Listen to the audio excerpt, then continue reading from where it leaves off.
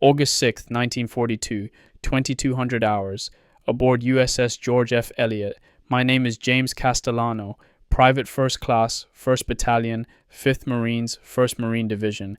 Everyone calls me Jimmy. I'm 19 years old, from South Philadelphia. I'm writing this in my bunk while the ship rocks beneath me. The guy above me keeps shifting around, making the whole rack creak. Nobody can sleep. Tomorrow morning we hit the beaches. Guadalcanal. I can barely write the name without my hand shaking a little. The officers gave us our final briefing 3 hours ago. They showed us maps, talked about objectives, fields of fire, rally points. But what I remember most is Lieutenant Morrison's face. He's been in since Nicaragua, fought the Banana Wars. He looked serious in a way that made my stomach drop. This is real. This is actually happening. I keep thinking about Mom, how she cried when I enlisted. December 12th, last year, 5 days after Pearl Harbor. Pop didn't say much, just shook my hand real hard. My sisters baked me cookies the night before I left for Paris Island. Maria burned half of them, but I ate them anyway. My fire team is good guys. There's Corporal McKenna. We call him Red on account of his hair. He's from Boston, talks fast, 24 years old, been in 4 years. Fought in Nicaragua, like the lieutenant. He knows his stuff. When he talks about the machine gun, you listen. Then there's Tommy Nguyen. His parents came from Vietnam. He grew up in San Francisco. Quiet guy, real smart. Reads books in French. He's 20. We call him Professor sometimes, but he doesn't mind. And Earl Washington. He's from Georgia, outside Atlanta, 21. Built like he could lift a truck. He's the assistant gunner, carries the tripod. We share a cigarette sometimes and talk about baseball. He loves the Homestead Grays. I tell him DiMaggio's the best there is. We argue about it, but it's friendly. The four of us were a team. The M1917A1 Browning water-cooled .30 caliber machine gun. That's our baby. Red's the gunner. I'm number 2, feed the belts. Tommy handles ammunition. Earl has the tripod and water chest. 41 pounds for the gun, 52 for the tripod. We take turns with the heavy stuff. I can hear guys talking in the dark. Nervous jokes. Somebody's writing a letter. Somebody else is praying. I can hear the Hail Mary real soft. I wonder if the Japs are waiting for us. I wonder if they know we're coming. My throat feels tight when I think about it. Landing craft, hitting the beach, running across open sand, bullets. I've never been shot at before. Boot camp, the rifle range, bayonet training. It's all been practice. Tomorrow it's real. Red told me something tonight. He said, "Kid, when it starts, don't think. Just do what I showed you. Load, fire, clear jams, keep the barrel cool. Your hands will remember even if your brain freezes up." I hope he's right. Anne-Marie sent me a letter last week. I've read it so many times the paper's wearing thin. She says she's waiting for me, says she prays for me every night. There's a picture of her tucked in here. Dark hair, pretty smile. We were going to get engaged when I got back from training, but then we shipped out too fast. I can smell the ocean. Salt water and diesel fuel and too many men who haven't showered properly in days. The air is thick, humid. We're close to the equator now. It's hot even at night. Somewhere up on deck I can hear the ocean slapping against the hull. Steady rhythm. Almost peaceful if you don't think about what's coming. Pop works at the Navy Yard. He helped build some of these ships maybe. I wonder if he ever thought his son would be sleeping in one, heading toward a Japanese island. My brother Vincent is in England with the Army Air Forces. He flies B-17 bombers. I wonder if he's as scared as I am right now. I wonder if he writes in a diary too. The ship's bell just rang. Someone woke by the hatch. I should try to sleep. Red says the landing will probably be easy. He says the real fight comes after, when we try to hold what we take. He says the jungle is the hard part. Heat and bugs and the enemy you can't see. I keep touching my rifle. M1903 Springfield. It's clean. I checked it twice already, but I might check again. Something to do with my hands. If we make it through tomorrow, I'll write again. If not, well. At least Mom will know I was thinking of home. Of them. Of South Philly and the corner store and Maria's burnt cookies and Sunday Mass and Anne-Marie's smile. God, I don't want to die. I want to see Philadelphia again. I want to marry Anne-Marie and have kids and take over Uncle Sal's produce business and grow old. But tomorrow we're Marines and we've got a job to do. Semper Fi. August 7th, 1942. 1500 hours. Red Beach, Guadalcanal. We're here. We're actually on the island. I'm sitting against a palm tree, taking a break while they sort out the supplies on the beach. My dungarees are soaked through with sweat. The heat here is unbelievable, like opening an oven door and climbing inside. The landing was nothing like I expected. We climbed down the cargo nets into the Higgins boats at 0530 this morning. I was so scared I thought I might throw up. The LCVP was packed tight, 36 of us shoulder to shoulder, rifles up, seawater splashing over the sides. The boat coxswain revved the engine. We headed towards shore. I couldn't see anything except the guy's back in front of me and a sliver of sky. The smell of diesel exhaust mixed with everyone's nervous sweat. I was waiting for bullets. Machine gun fire ripping through the boat. Artillery shells landing in the water, screaming, chaos. The ramp dropped. Red yelled, "Move, move." We charged out into waist-deep water and ran for the beach, and nothing happened.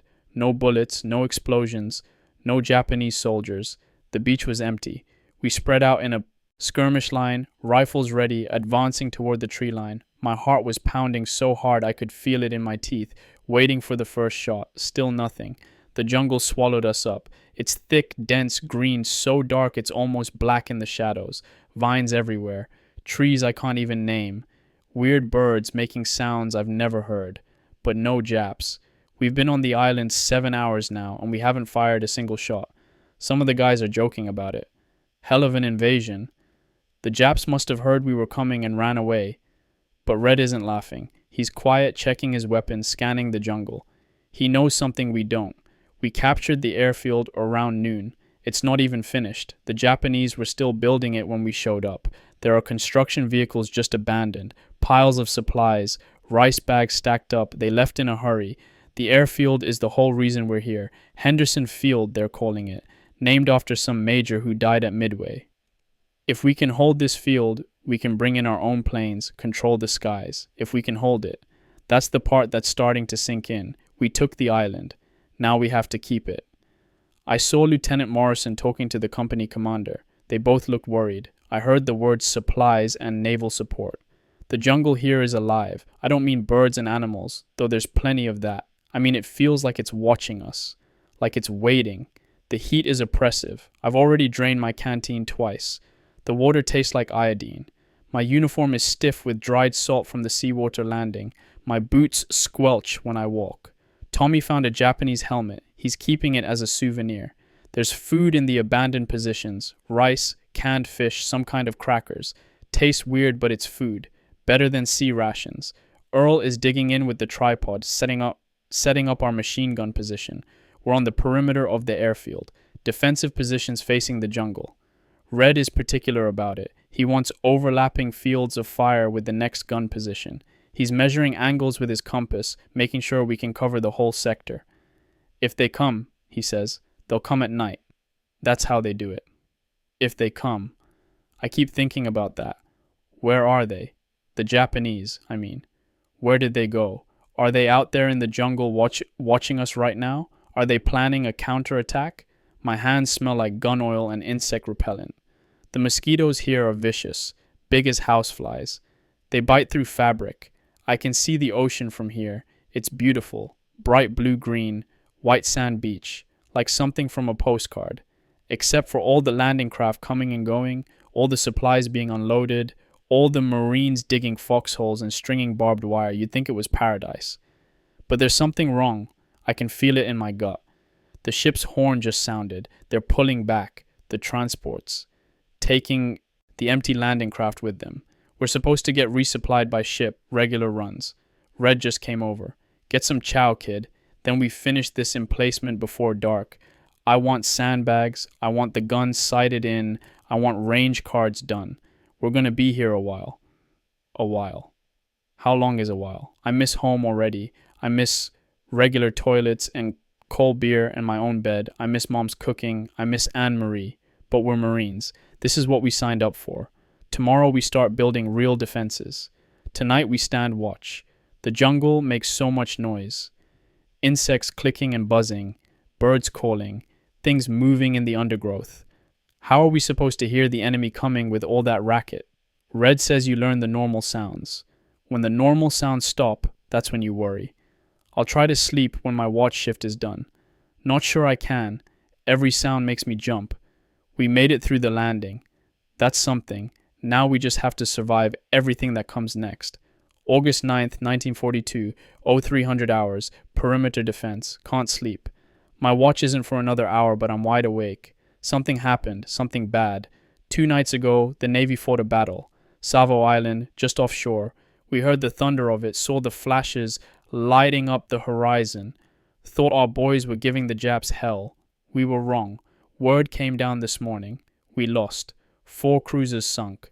USS Astoria, USS Quincy, USS Vincennes, HMAS Canberra. Hundreds of sailors dead.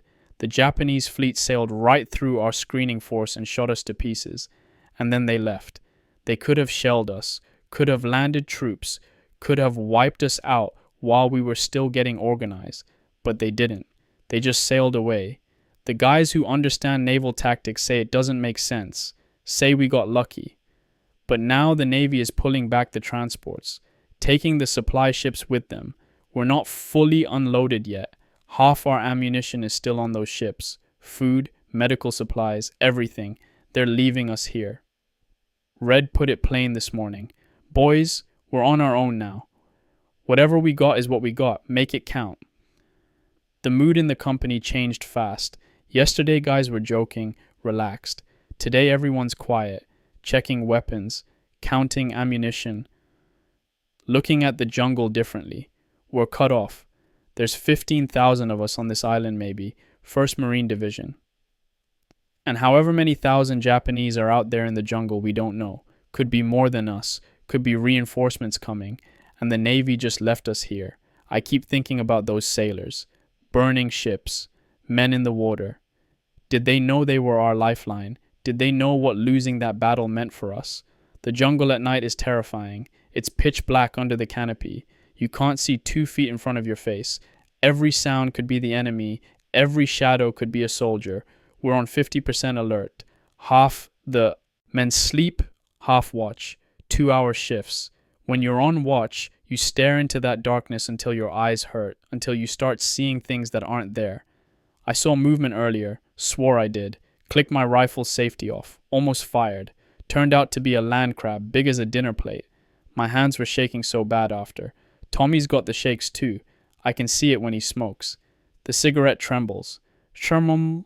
He doesn't talk about it, but we all feel it. Fear.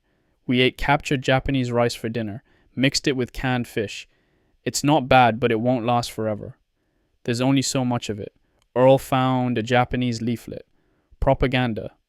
It shows American soldiers surrendering, says we can't win, says we should give up now. He used it to start our cooking fire. Felt good watching it burn. The airfield is the key to everything. If we can get planes in here, flying out of Henderson Field, we can protect ourselves. We can attack Japanese positions. We can scout for enemy ships. But the runway isn't even finished. We're working on it every day, filling in holes, smoothing the surface. It's a race. Can we get it operational before the Japanese counterattack? Because they will counterattack. That's what Red says. No way they let us keep this airfield. Too important. They'll come for it. The question is when. My watch starts in 45 minutes. I should try to rest.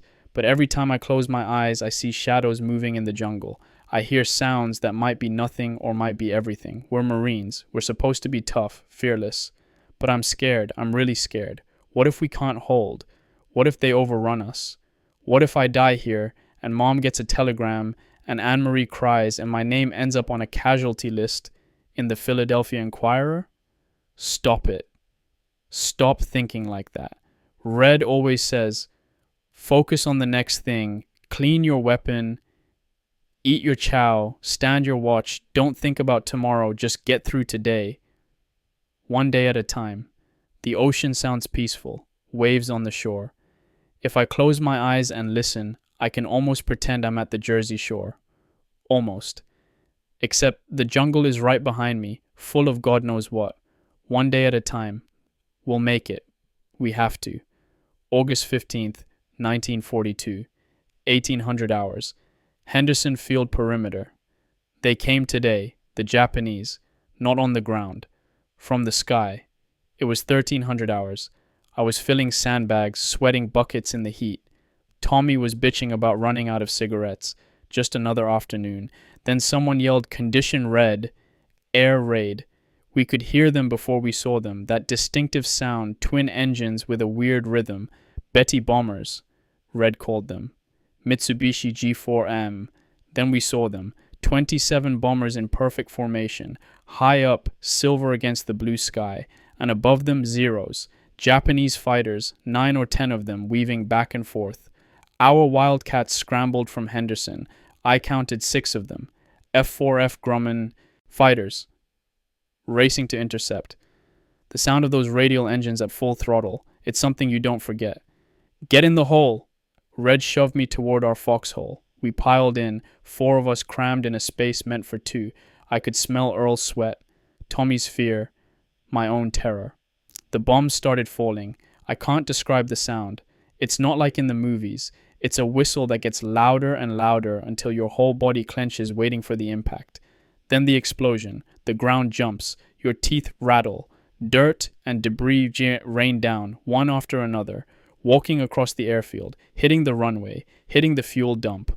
One landed maybe 50 yards from our position. The concussion felt like being punched in the chest. I pressed my face into the dirt. Couldn't breathe.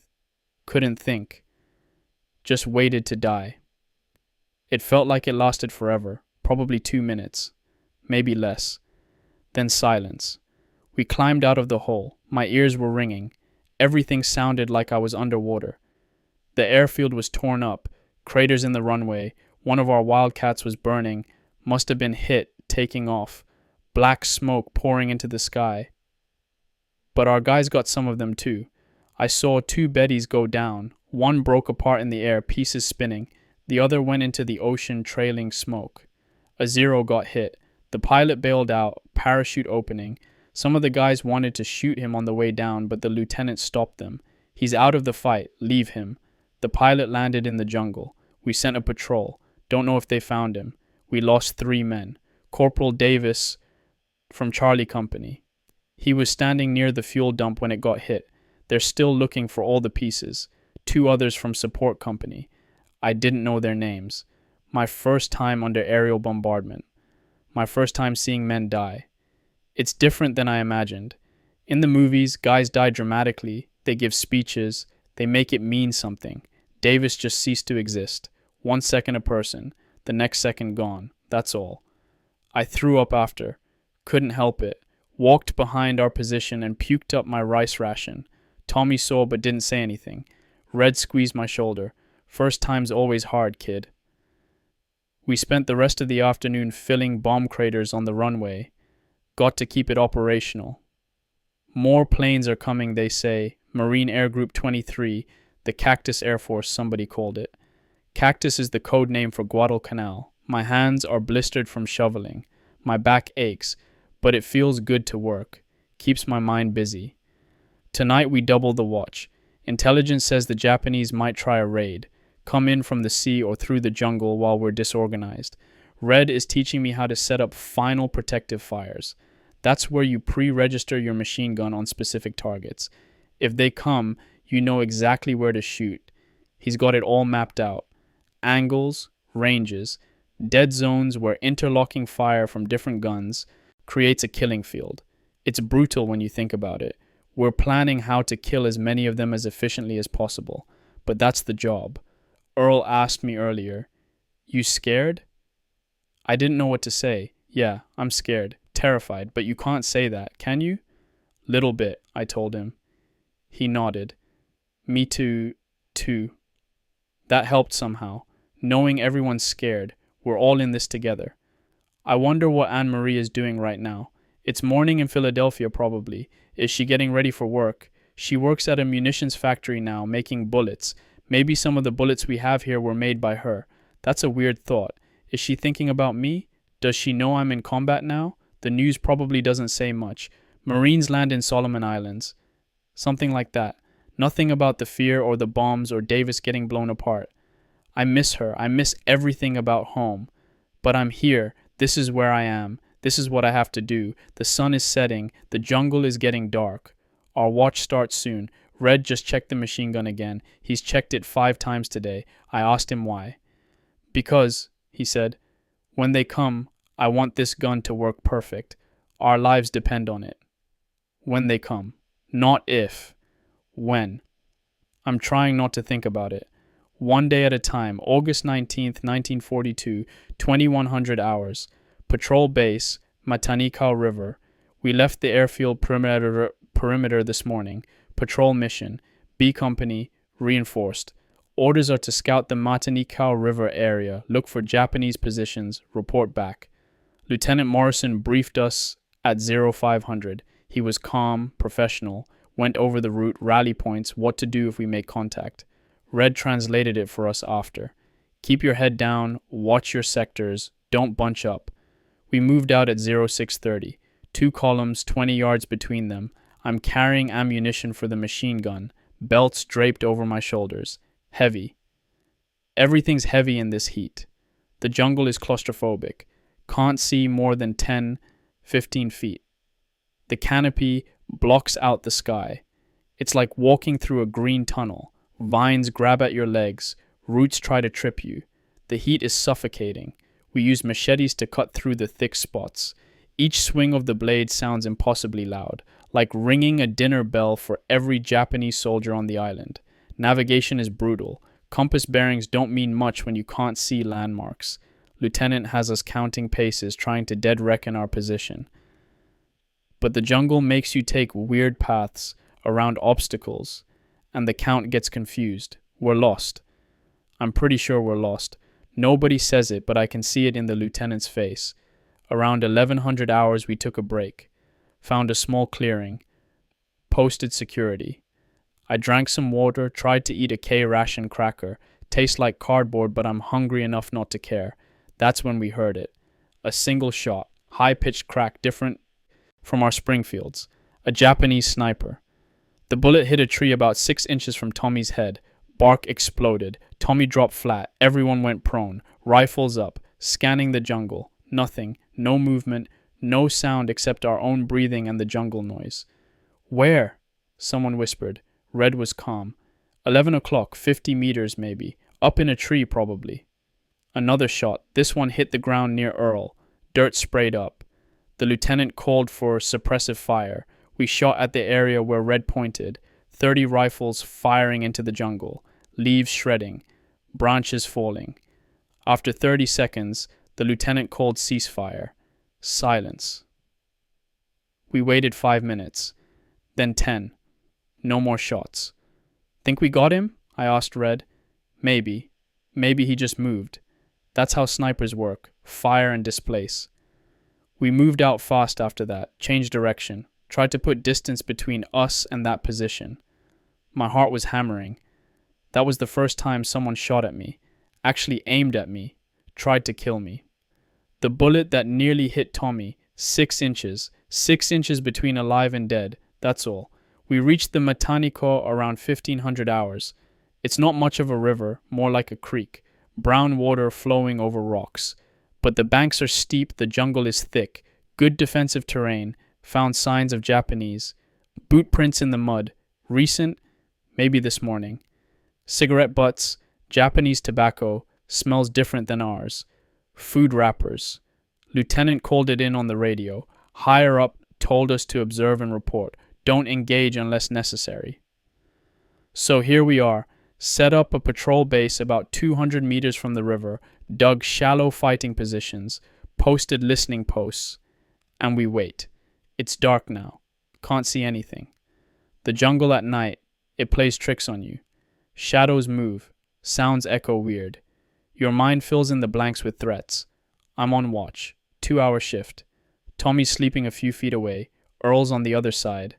Red's awake. Don't know if he ever sleeps. Every sound makes my breath catch. Was that a footstep? Was that a voice speaking Japanese, or just my imagination? The fear is exhausting. It's like being clenched tight for hours. Your muscles ache from being tense. Your mind gets tired from the constant alertness. Red taught me something today, how to listen. Not just hear, but listen. He says the jungle has rhythms, normal sounds. When those sounds stop, when the insects go quiet, that means something's wrong. Something's out there. I'm trying to learn it, but right now everything sounds wrong. I keep thinking about that sniper. He saw us, picked his targets, almost killed Tommy. Almost killed Earl. He's still out there somewhere, maybe watching us right now. Maybe lining up another shot for tomorrow. How do you fight an enemy you can't see? My hands won't stop sweating. The rifle stock is slick. I keep wiping my palms on my dungarees, but it doesn't help. Tomorrow we patrol north along the river. Try to find Japanese positions. Count them. Report strength and location. I don't want to go. I want to stay in this little patrol base where we've got some cover, some security. The thought of moving through that jungle again, knowing there are snipers, knowing they might be watching us. My stomach is in knots. But orders are orders. Red says the key to staying alive is movement and awareness. Never stand still. Never get complacent. Always assume they're watching. I'm trying to do that.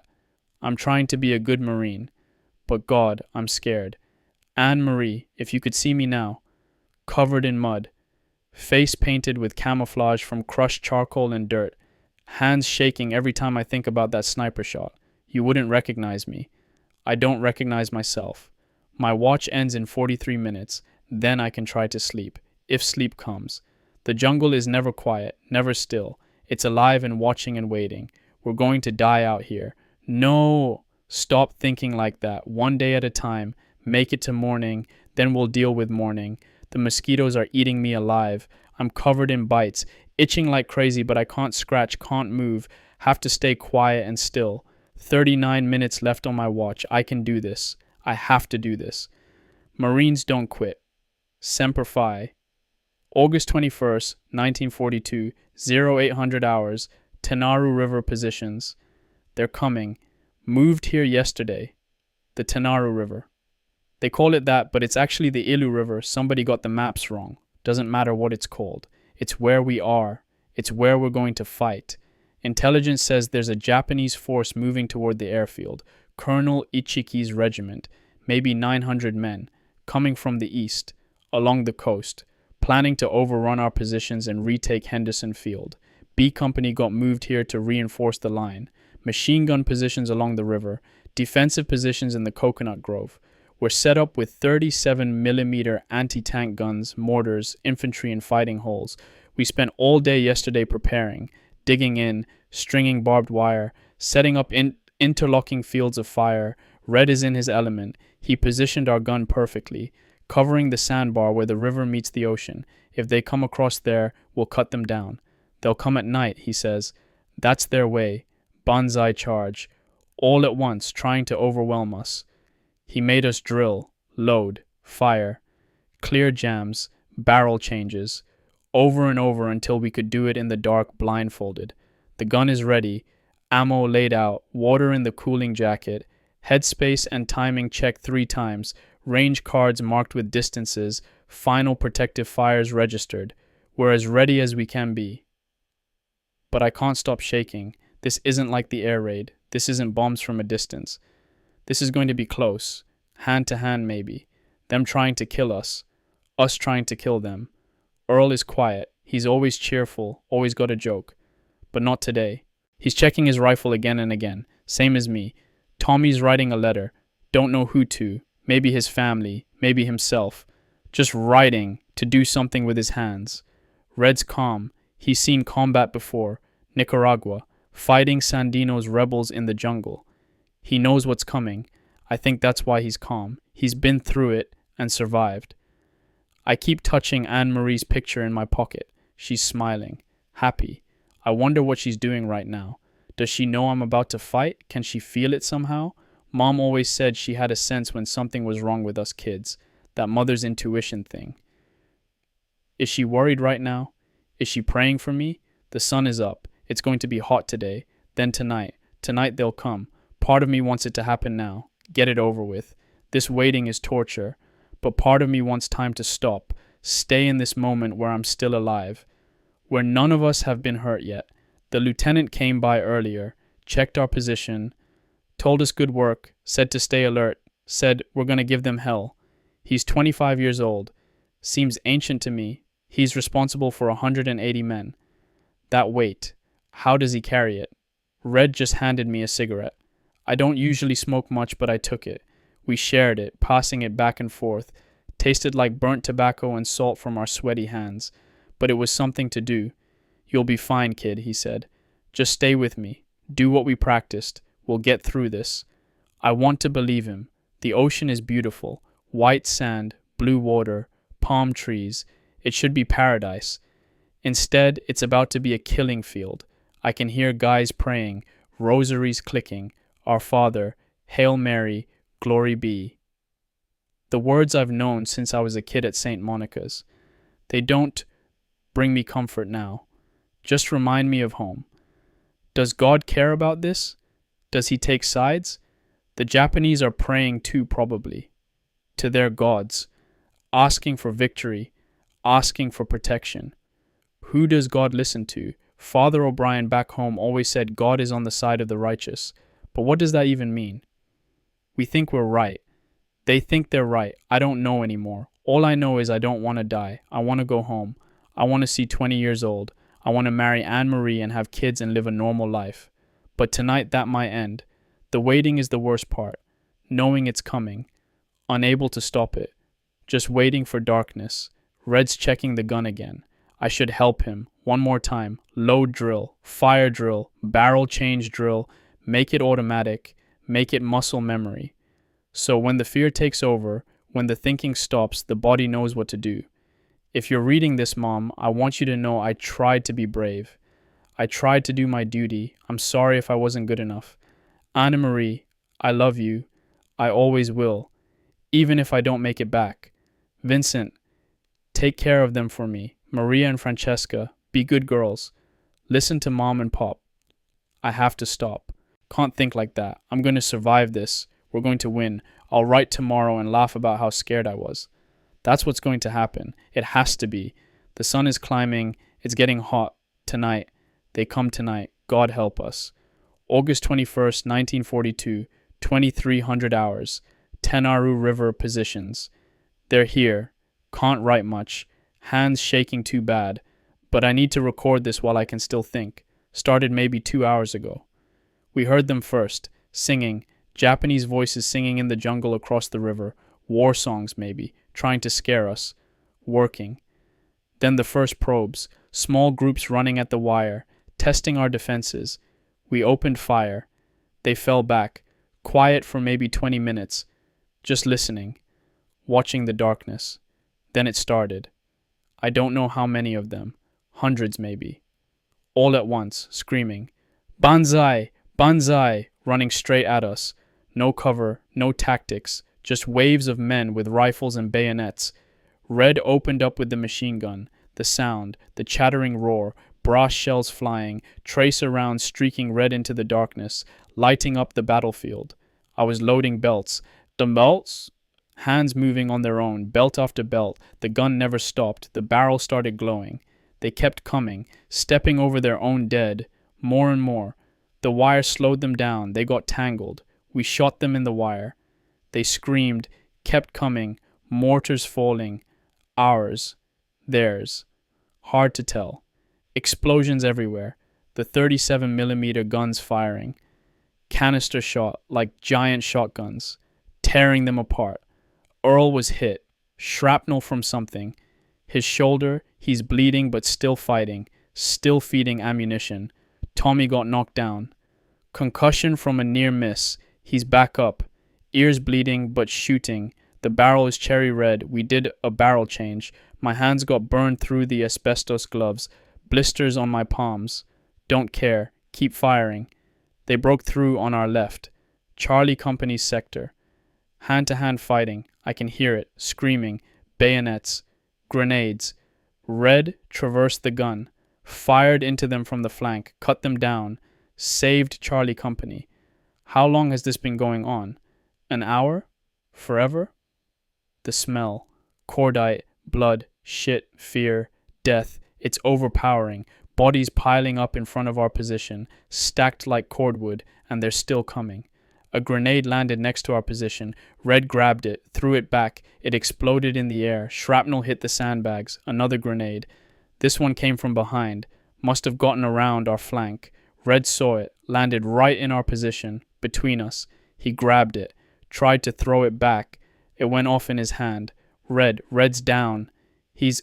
There's blood, so much blood. His chest, his arm. Oh, God. Korsman. Doc Miller came running, working on him, trying to stop the bleeding. I took over the gun. I'm the gunner now. Traverse left. A group coming across the river. Fire. They drop. Traverse right. More coming. Through the gap. Fire. Cut them down. The belt jammed. Cleared it. Chambered around. Keep firing.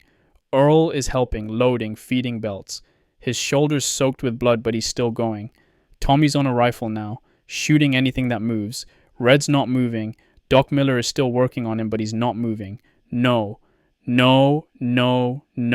He can't be. Can't think about it. Have to keep fighting. They're pulling back. The Japanese. The attack is slowing. How many did we kill? Hundreds. Has to be hundreds. The beach is covered with bodies. The river is running red, literally red with blood. It's quieting down. Just sporadic shooting now. Dawn's coming. I can see the sky getting lighter. Red. Corporal McKenna. He's dead. Doc Miller just told me. Died of his wounds. The grenade. He saved us. If he hadn't grabbed it, we'd all be dead. He saved us. And now he's gone. I can't process this. 24 years old, 4 years in the Corps, survived Nicaragua, died on this God-forsaken island. His blood is on my uniform, on my hands, sticky, drying. The lieutenant is calling for a count, checking casualties. Earl's going to sick bay. He needs stitches. Tommy's ears are still bleeding, but he's okay. B Company lost 6 men, 14 wounded. Charlie Company lost more. But the Japanese, they got slaughtered. Hundreds dead. Maybe all of them. We're doing a count at first light. I killed people tonight. I know I did. I saw them fall when I fired. I saw them die. I should feel something. Guilt maybe, horror, but I don't feel anything. Just numb. Red's body is covered with a poncho. They'll take him back to the rear, bury him maybe, send his effects home to Boston. He had a wife. Did I ever tell you that? Mary. Married 10 years. No kids. He showed me a picture once. Pretty lady with dark hair. She's a widow now. Because of a Japanese grenade on an island she's never heard of. It's not fair. None of this is fair. The sun's up. I can see the battlefield. It's worse than I imagined. Bodies everywhere. Twisted. Broken. The smell. Sweet and copper and rot already starting in the heat. We won. That's what the lieutenant says. We held the line. We stopped them. But Red's dead. How is that winning? I'm the gun team leader now. Corporal Castellano. They promoted me on the spot. Field promotion. I don't want it. I want Red back. I want him telling me what to do. Teaching me. Calling me kid and making sure I don't screw up. But he's gone. And I have to lead these guys now. Earl. Tommy. And whatever replacement they send us. I can't do this. I'm 19 years old. I don't know what I'm doing. But I don't have a choice. Red's lighter is in my pocket. His lucky Zippo. Doc Miller gave it to me. Said Red would want me to have it. I'll keep it. I'll carry it through this whole damn war. For Red. Semper Fi, Corporal McKenna. You were the best of us. We'll miss you. I'll miss you. August 24th, 1942, 1600 hours, Henderson Field perimeter. Haven't written in 3 days. Couldn't. Every time I tried, my hands started shaking. They had us on burial detail, cleaning up after Tenaru. I don't want to write about it. But I need to get it out somehow. The bodies. Ours and theirs. Hundreds of Japanese dead, bloated in the tropical heat. The smell. God, the smell. I'll never forget it as long as I live. Sweet and rotten and overpowering. We wore gas masks, but it didn't help much. The smell got through. Into your nose, your mouth, your lungs, into your soul. Had to bury them. Mass graves, bulldozers pushing them in. I threw up twice. Wasn't the only one. Earl came back from sickbay. 14 stitches in his shoulder. He's on light duty, but insisted on coming back to the squad. Said he wasn't leaving us. Tommy's hearing is coming back. Still ringing, but better. He doesn't talk about that night. None of us do. What's there to say? They assigned us a replacement. PFC Jackson, kid from Texas, 19 like me, fresh off the boat, looks at us like we're veterans. Guess we are now. I'm trying to teach him what Red taught me, how to set up the gun, fields of fire, interlocking sectors. But I'm not Red. I don't have his experience, his calm, his certainty. I'm making it up as I go. The nightmare started 2 nights ago. I close my eyes and I'm back there. The muzzle flashes, the screaming, Red grabbing that grenade. Sometimes in the dream I'm fast enough. I grab it before he does, throw it away. He lives. But then I wake up and he's still dead. I can't eat. Everything tastes like ash, like cordite and death. I force down rations because I have to, because staying strong is staying alive. But my stomach rejects it. I've lost weight. We all have. The fear hasn't gone away. I thought maybe after surviving Tenaru I'd feel braver, feel like I could handle anything. But it's worse. Because now I know what combat is really like. I know how fast you can die, how random it is, how meaningless. Davis at the airfield, blown apart by a bomb, never saw it coming. Red, trying to save us, dead in an instant. The Japanese soldier I shot in the face, he was maybe 20 feet away. I saw his expression, surprise, then nothing. Then he was just a body. I killed him. I know I did. That was my bullet, my action on the trigger. I'm a killer now. The Catholic Church says, "Thou shalt not kill," but they also say just war is permitted, defending the innocent, fighting evil. Is this just? Is this right? I don't know anymore. Father O'Brien back home, he'd have an answer. Some theological explanation, God's will, righteous cause, defense of freedom. But here in the mud and blood and death, God feels very far away. I prayed the other night, first time since Tenaru. Prayed for Red's soul, prayed for forgiveness, prayed for this to end. Got no answer, just silence. Maybe God doesn't care. Maybe he's not watching. Maybe we're on our own. That's a terrifying thought, more terrifying than the Japanese. The idea that this is all there is, kill or be killed, survive or die, no higher purpose, no divine plan, just chaos and violence and random death. I wrote a letter to Red's wife, Mary, tried to tell her about him, how he died saving us, how he was brave and steady and the best Marine I ever knew. I couldn't send it, couldn't finish it. What do you say to a widow? Your husband's dead and it's my fault because if I'd been faster, if I'd grabbed that grenade, he'd still be alive? The letter's in my pocket. Unfinished. Maybe I'll finish it someday. Maybe not. Anne-Marie's last letter is worn almost through from reading it. She writes about home, about work at the factory, about her mother's victory garden, about rationing stamps and war bonds, normal things, civilian things, things that seem impossible from here. She says she loves me, says she's waiting for me, says we'll get married when I come home. If I come home. I'm trying to be the person she thinks I am, the brave Marine, the hero, but I'm not. I'm just scared and broken and trying not to fall apart. Tommy caught me crying last night, thought everyone was asleep. But he was awake. He didn't say anything, just sat next to me, put his hand on my shoulder. That helped. Knowing I'm not alone. Knowing others feel it too. We're all scared. We're all damaged. We're all just trying to survive one more day. The airfield is operational now. Real planes. F-4F Wildcats. SBD Dauntless Dive Bombers.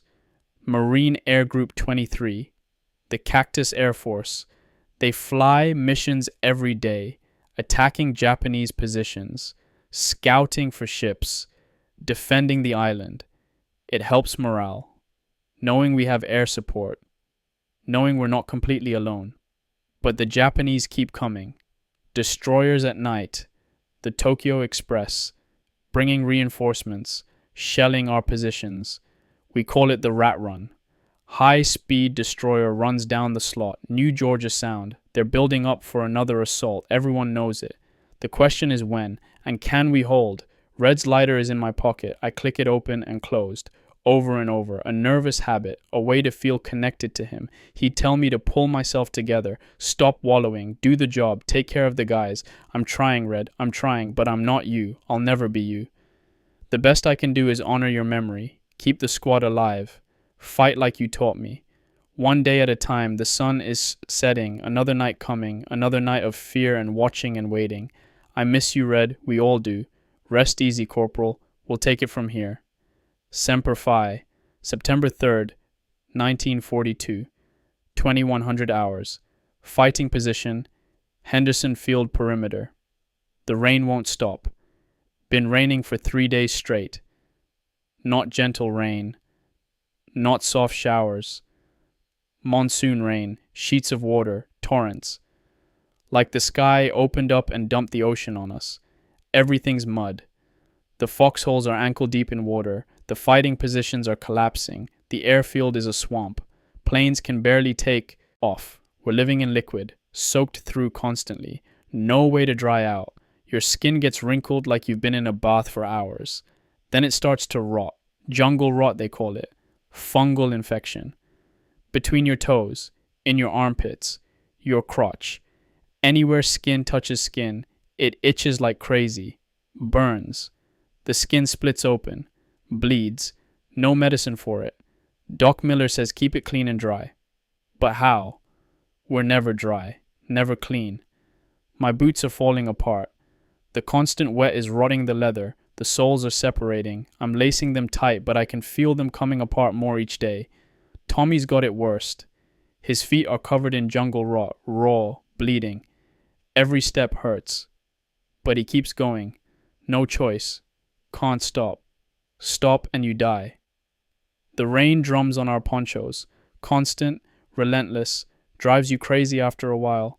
That endless patter, never stopping, never changing. Sleep is impossible.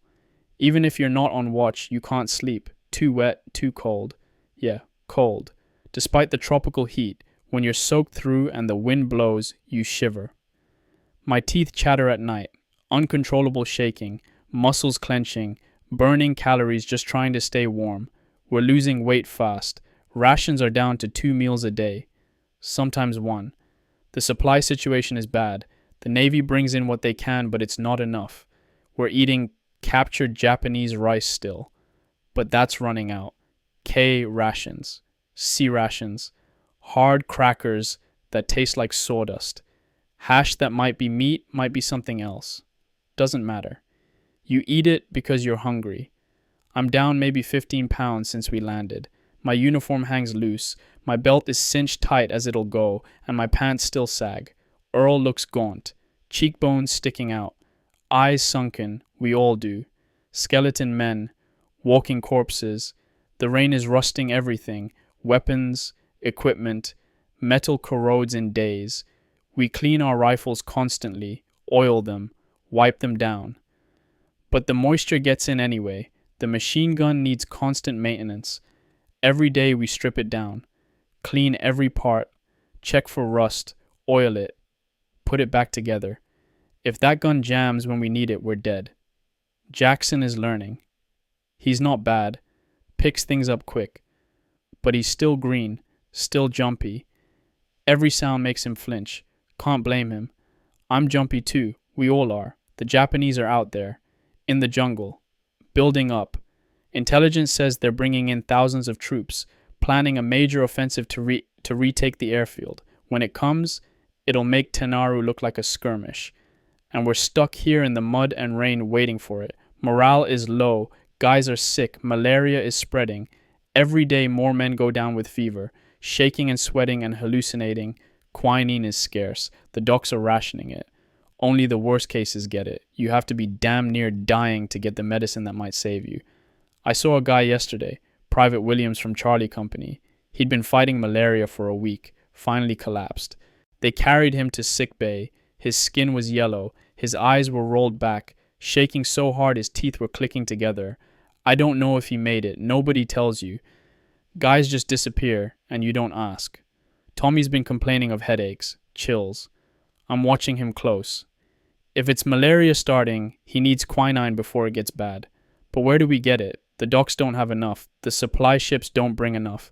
We're rationed down to almost nothing, so we wait and hope we don't get sick. The rain is getting in my diary. The pages are damp. The ink is smearing. I'm trying to protect it, but there's only so much you can do.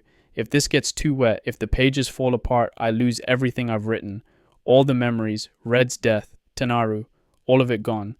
Maybe that would be better. Maybe I should let the rain take it, wash it away, forget. But I can't. I promised myself I'd remember. I'd record this. For Red, for the guys who didn't make it, for myself maybe. So I keep writing, even in the rain, even when my hands are shaking from cold, even when the words smear across the page. Anne-Marie's picture is in a waterproof pouch now. Learned that lesson. Nearly lost it in the rain last week. Water got in my pocket. The picture started to run. I dried it as best I could, but there's water damage. Her face is a little blurred now. I can still see her smile, though. Still see her eyes. That's what matters. I wonder if she's warm and dry right now. In Philadelphia. Probably fall weather there. Cool but not cold yet. Leaves changing colors. People going to work. Normal life. Does she think about me? Does she know what it's like here? The letters I send home don't tell the truth. Censored. Can't talk about operations or locations or casualties. So I write about the weather, about the guys, about how I'm fine. Don't worry. Lies. All lies. But what else can I write? Dear Anne-Marie, I'm slowly rotting in a monsoon on an island in the Pacific, watching my friends die, waiting for my turn. Can't send that. Can't do that to her, so I lie. And she writes back about Victory Gardens and love and waiting for me, and I pretend that's enough. The rain is letting up a little. Maybe. Hard to tell. Might just be wishful thinking. Earl just came back from latrine detail. He's soaked, shivering, cursing in a steady stream. I'm going to write my congressman, he says. Demand the Marine Corps provide umbrellas. Tommy laughs. Jackson looks confused. Don't think he gets that it's a joke yet. We're Marines. Marines don't get umbrellas. Marines get rain and mud and misery, and they shut up and drive on. Semper Fi. My watch starts in an hour. 2 hours of staring into the dark rain, watching for movement that probably isn't there, waiting for an attack that might not come tonight, but might. Always might.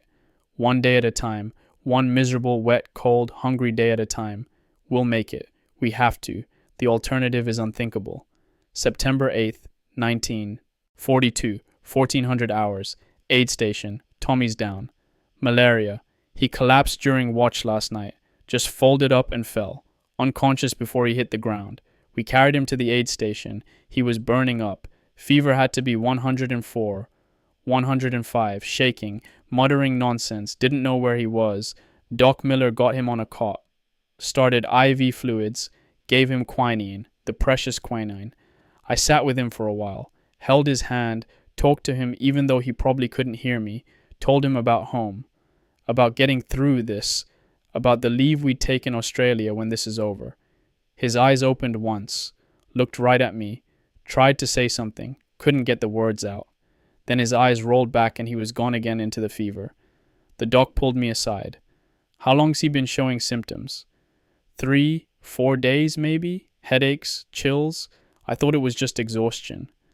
Malaria doesn't wait. You see the signs, you report it immediately. I know. I knew. But I didn't want to believe it. Didn't want to lose another squad member. Like I had a choice. Like I could stop it by ignoring it. Stupid. I should have reported it. Maybe they could have started treatment earlier. Maybe it wouldn't have gotten this bad. Tommy's dying because I was stupid. Will he make it? I asked. Doc Miller just looked at me. Tired eyes, overworked, underpaid, dealing with too much death. I don't know. We'll do what we can, but we're seeing 3-4 malaria cases a day now, and we don't have enough quinine for everyone. He didn't say what that means. Didn't have to. I understand. Triage. The sickest get medicine. The rest take their chances. Is Tommy sick enough? Will he get enough quinine? Or will they save it for someone worse? I can't lose him too. Red's gone. I can't lose Tommy. I'm back at our position now.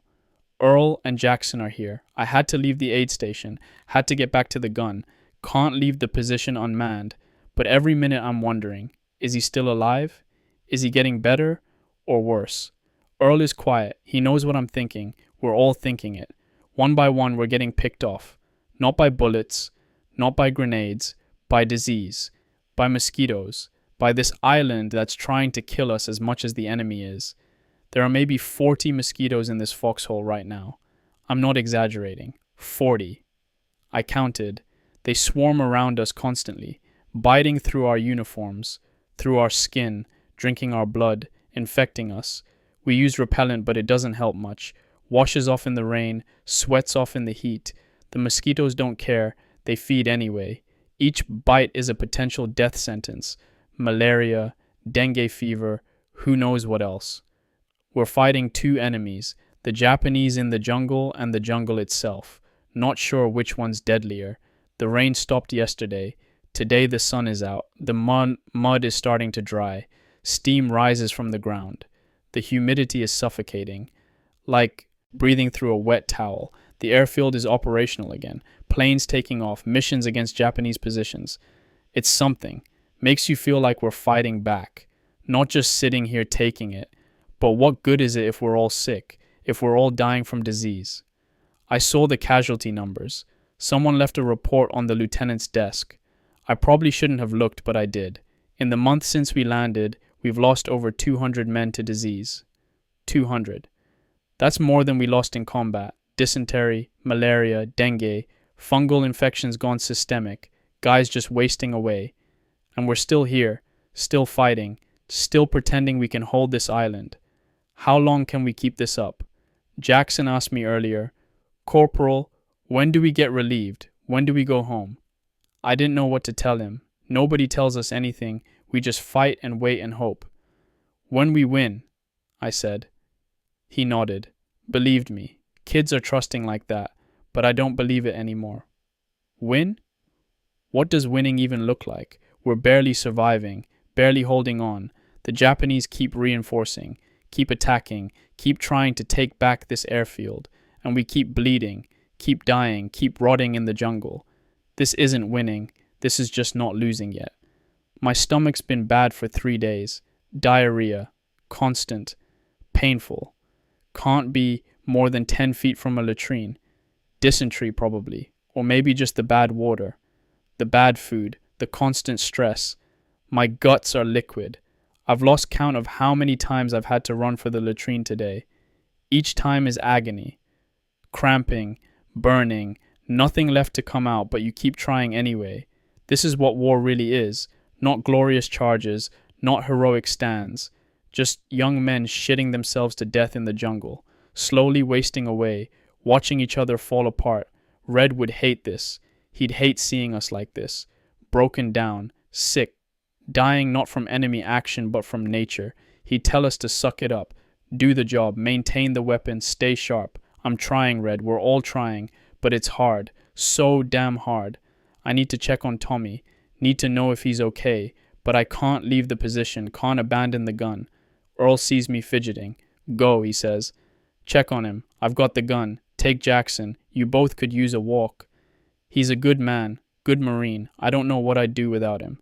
Jackson and I head to the aid station. It's maybe a quarter mile. Feels like 10 in this heat. The aid station is a tent. Rows of cots. Men lying on them in various states of illness and injury. Bandages. IVs. The smell of antiseptic and sickness. I find Tommy. He's conscious. That's good. That's really good. His eyes focus on me. He tries to smile. Can't quite manage it. Hey, Corporal, he whispers, voice hoarse. Hey, Professor, how you feeling? Like I got hit by a truck, but I'm alive. Yeah, you're alive. You're gonna be fine. They gave me quinine. Good stuff. Made me puke, but my fever's down. Thank God. Thank God for quinine. You rest up. We need you back.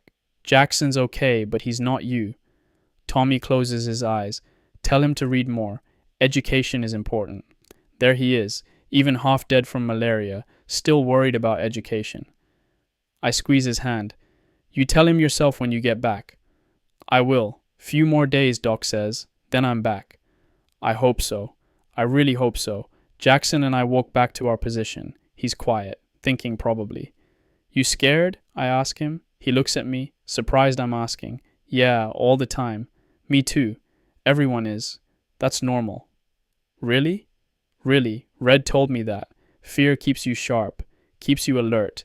Just don't let it freeze you. He nods, taking it in, learning. I'm teaching him what Red taught me, passing it on. That's all we can do. Pass on what we learned. Hope the next guy survives to pass it on again. One day at a time. Tommy's alive. That's something. That's everything. We'll get through this. All of us. Together. Semper Fi. September 12th, 1942. 2300 hours. Henderson Field perimeter. They're shelling us. Naval bombardment. Japanese destroyers offshore. Firing at the airfield. The sound is indescribable. Freight trains overhead. That whistling scream. Then the impact. The ground jumps. Your organs feel like they're being scrambled. We're in our fighting hole. 4 of us crammed in. Tommy's back. Still weak but insisted on returning. Earl. Jackson. Me. Huddled together while the world explodes around us. A shell landed maybe 20 yards away. The concussion. I think my eardrums burst. Everything sounds muffled. Underwater. Earl's mouth is moving, but I can't hear what he's saying. Tommy's praying. I can see his lips. Hail Mary full of grace. Over and over. Jackson is shaking. Can't stop. His whole body trembling. I put my hand on his shoulder. Doesn't help much. Nothing helps when the shells are falling. This is different than air raids, different than ground combat. There's nothing you can do. Can't shoot back, can't fight. Just wait. Hope the next one doesn't have your name on it. Red used to say that. Don't worry about the ones you hear. If you hear it, it already missed you. The one that gets you, you never hear it coming. Not sure that's comforting. Another impact. Closer. Dirt raining down on us. The hole is collapsing. We're digging it out with our hands, trying to keep from being buried. Earl's bleeding. Shrapnel, maybe. Or debris. His forehead is cut. Blood running into his eyes. He wipes it away. Keeps digging. How long has this been going on? 20 minutes? An hour? Time doesn't work right when you're being shelled. Stretches and compresses. Every second is forever. Every minute is instant. The airfield is getting torn up. I can hear secondary explosions. Fuel dumps hit maybe. Or ammunition. The Japs are good. They know what they're targeting. Tomorrow the engineers will have to fill the craters again, fix the runway, get our planes back in the air. If there's a tomorrow. If we're still alive. I'm praying too now. Not words, just please. Please let this stop. Please let us survive, please. Tommy's hand finds mine in the dark. Squeezes. I squeeze back. We're in this together. Whatever happens. The shelling is slowing. Gaps between impacts. Longer silences. Maybe they're done. Maybe they ran out of shells. Maybe they're leaving. Or maybe they're just repositioning. Getting ready for the next barrage. We wait. Listening. Watching. The silence is almost worse than the shells. Waiting for the next one. Wondering if it's over. 5 minutes. 10. No more shells. Okay. I think it's over. My hands won't stop shaking. My ears are ringing so loud I can barely hear. My mouth tastes like copper and dust. Earl's cut is superficial. Head wounds bleed a lot, but it's not deep. He ties a bandage around it. Looks like a pirate. Tommy's coughing. The concussions and his malaria, not a good combination. But he's alive. We're all alive. Jackson is crying. Quiet, trying to hide it. I pretend not to notice. We all cry sometimes. No shame in it. The night is quiet now. Eerily quiet. Like the jungle is holding its breath. Waiting. Somewhere a bird calls. Normal jungle sounds coming back. Lieutenant Morrison is checking positions, making sure everyone's okay. Counting casualties. We lost 2 men hit directly. Private Chen and Private Rodriguez. Both from Charlie Company. 2 more names for the list. 2 more families getting telegrams. The war doesn't stop for grief, doesn't pause for mourning. We keep going, fill the gaps, adjust the lines, prepare for the next attack, because there will be a next attack. Intelligence says the Japanese are massing for a major offensive. Thousands of troops, artillery, coordinated assault on multiple axes, trying to overrun the whole perimeter. The naval bombardment tonight, That's just the start. Softening us up, disrupting our sleep, wearing us down. The real fight is coming. Red's lighter is in my hand. I'm clicking it. Open, closed, open, closed. The rhythm is soothing, gives me something to focus on. Red, if you can hear me, we could use you right now. We could use your calm, your experience, your certainty. But you're gone, and we're here, and we have to figure this out ourselves. I'm not ready for this. I'm 19 years old. I should be in college, or working for Uncle Sal, or taking Anne-Marie to the movies. Instead, I'm in a shell crater on Guadalcanal waiting for the next attack. Responsible for 3 other lives, trying to pretend I know what I'm doing. Fake it till you make it. That's what they say. So I fake confidence, fake calm, fake leadership, and hope nobody notices I'm terrified. Earl's watching me. He knows. He's older, 21, seen more. Knows I'm struggling. But he doesn't say anything, just nods. Small gesture. Means everything. We're in this together. Tommy's drinking from his canteen. Water tastes like iodine and metal, but it's wet. That's what matters.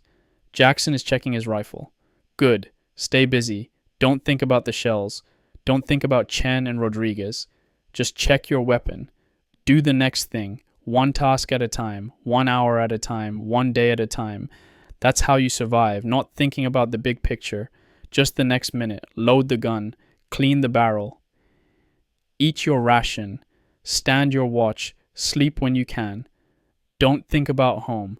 Don't think about the future. Don't think about dying. Just be here, now, in this hole. With these guys. That's all there is.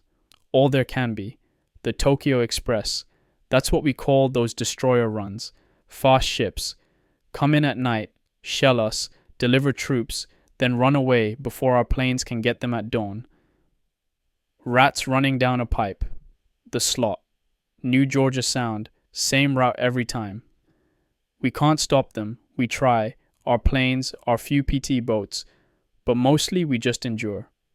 Take the shelling. Count the casualties. Repair the damage. Do it again tomorrow. How long can we keep this up? Supply ships come irregularly. When they do, it's a race to unload before Japanese planes show up, or submarines, or destroyers. We're living hand to mouth. Barely enough food, barely enough ammunition, barely enough medicine. And the Japanese keep coming, keep reinforcing, keep attacking. We're outnumbered probably. Outsupplied definitely. Outgunned maybe. But we're Marines. And we're not giving up this airfield. We'll hold. We'll fight. We'll die if we have to. But we won't surrender. Won't retreat. Won't fail. Semper Fidelis. Always faithful. To the core, to each other, to the mission. That's what keeps us going. Not bravery, not patriotism, not hate for the enemy, just loyalty. To the guy next to you. The guy who shares his rations when you're hungry, who stands your watch when you're sick, who pulls you out of a hole when the shells are falling. Earl, Tommy, even Jackson, green as he is. These are my brothers now, my family, more than blood, closer than kin. We live together, fight together, maybe die together, but we don't abandon each other, ever. That's the Marine Corps way. That's Red's legacy. That's what I'll hold on to, no matter what comes. The first light is showing in the east. Dawn coming. Another night survived. Another day to face. Semper Fi. September 13th, 1942. Oh, 200 hours. Bloody Ridge. Everything's falling apart. They're hitting us hard. Kawaguchi's forces, thousands of them, coming through the jungle from the south, attacking the ridge behind Henderson Field. Edson's Raiders are up there, parachute battalion, taking the brunt, but they're getting pushed back. The line is buckling. B Company got called up as reinforcements. Grab your gear. Double time. Move, move, move. We ran. Full packs. Machine gun. Ammunition. Tripod. Through the jungle, in the dark, guided by the sound of battle. Gunfire. Explosions. Screaming. The ridge is chaos. Bodies everywhere. Ours. Theirs. Can't tell in the dark. Just shapes. Movement. Muzzle flashes. Lieutenant Morrison is yelling orders. Set up here. Defensive position. Cover this approach. We're digging in. Fast. Shallow scrapes in the coral and dirt, emplacing the gun, setting sight lines. Tommy and Jackson are breaking down ammunition, linking belts, stacking them ready. Earl's got the tripod set. I'm on the gun, ready. The Japanese are attacking in waves, one group after another, probing, testing, looking for weak points, mortars falling. Theirs and ours. Hard to tell. Everything's confusion. Orders getting shouted, contradicted, changed. I can see them now. Coming up the ridge, shadows moving, rifles firing, bayonets gleaming in the starlight. Fire! Lieutenant Morrison. I open up. The gun chatters, tracers arcing into them. They drop. More come. Keep firing. The barrels heating up fast. Sustained fire. Belt after belt. Tommy's feeding them smooth. Good rhythm. They're close now. Throwing grenades. Some land short, some don't. Explosion to our left. Someone screams. Can't see who. Can't stop to check. Keep firing. Earl's hit. Shrapnel in his leg. He goes down. Tries to get up. Can't. His leg won't hold. Corman! Corman! Jackson moves to help. I yell at him. Stay on the ammo. I need you here. He hesitates. Looks at Earl. Looks at me. Now, Jackson. He stays. Feeds belts. Earl drags himself behind cover. Applies pressure to his leg wound. Still in the fight. Still directing fire. A grenade lands 5 feet away, right in front of our position. No time to think. I'm moving, diving, reaching. Red's face, grabbing the grenade, throwing it. The explosion. My hand closes on it. Heavy, cold metal. Throw. Throw it. Now. My arm cocks back, releases. The grenade arcs away. Explodes in the air. Shrapnel zings overhead. Too close. But away from us. My heart is trying to burst through my chest. My hands are shaking so bad I can barely hold the gun. That was stupid. That was so stupid. Should have just dropped and hoped. But Red did it. Tried to. Saved us. Until the second one. I'm not Red. I'm not that brave. That was pure reflex. Pure terror. Don't do it again. Don't be a hero. Heroes get dead. Another wave coming. More of them. How many are there? Fire. Traverse. Fire. Barrels glowing red. Need to change it. Can't stop now. They're too close. Tommy's pulling a new barrel from the spare case. Earl's coaching from the ground. 20-second burst. Barrel change. Go. I lift the locking mechanism. The hot barrel comes out. Steam rising. New barrel in. Lock it. Headspace check. Good. Back in action. 10 seconds maybe. Felt like forever. They're in the wire now. Getting cut up. But they keep coming. Screaming. Banzai! Banzai! Trying to overwhelm us with numbers. With courage. With fanaticism. We cut them down.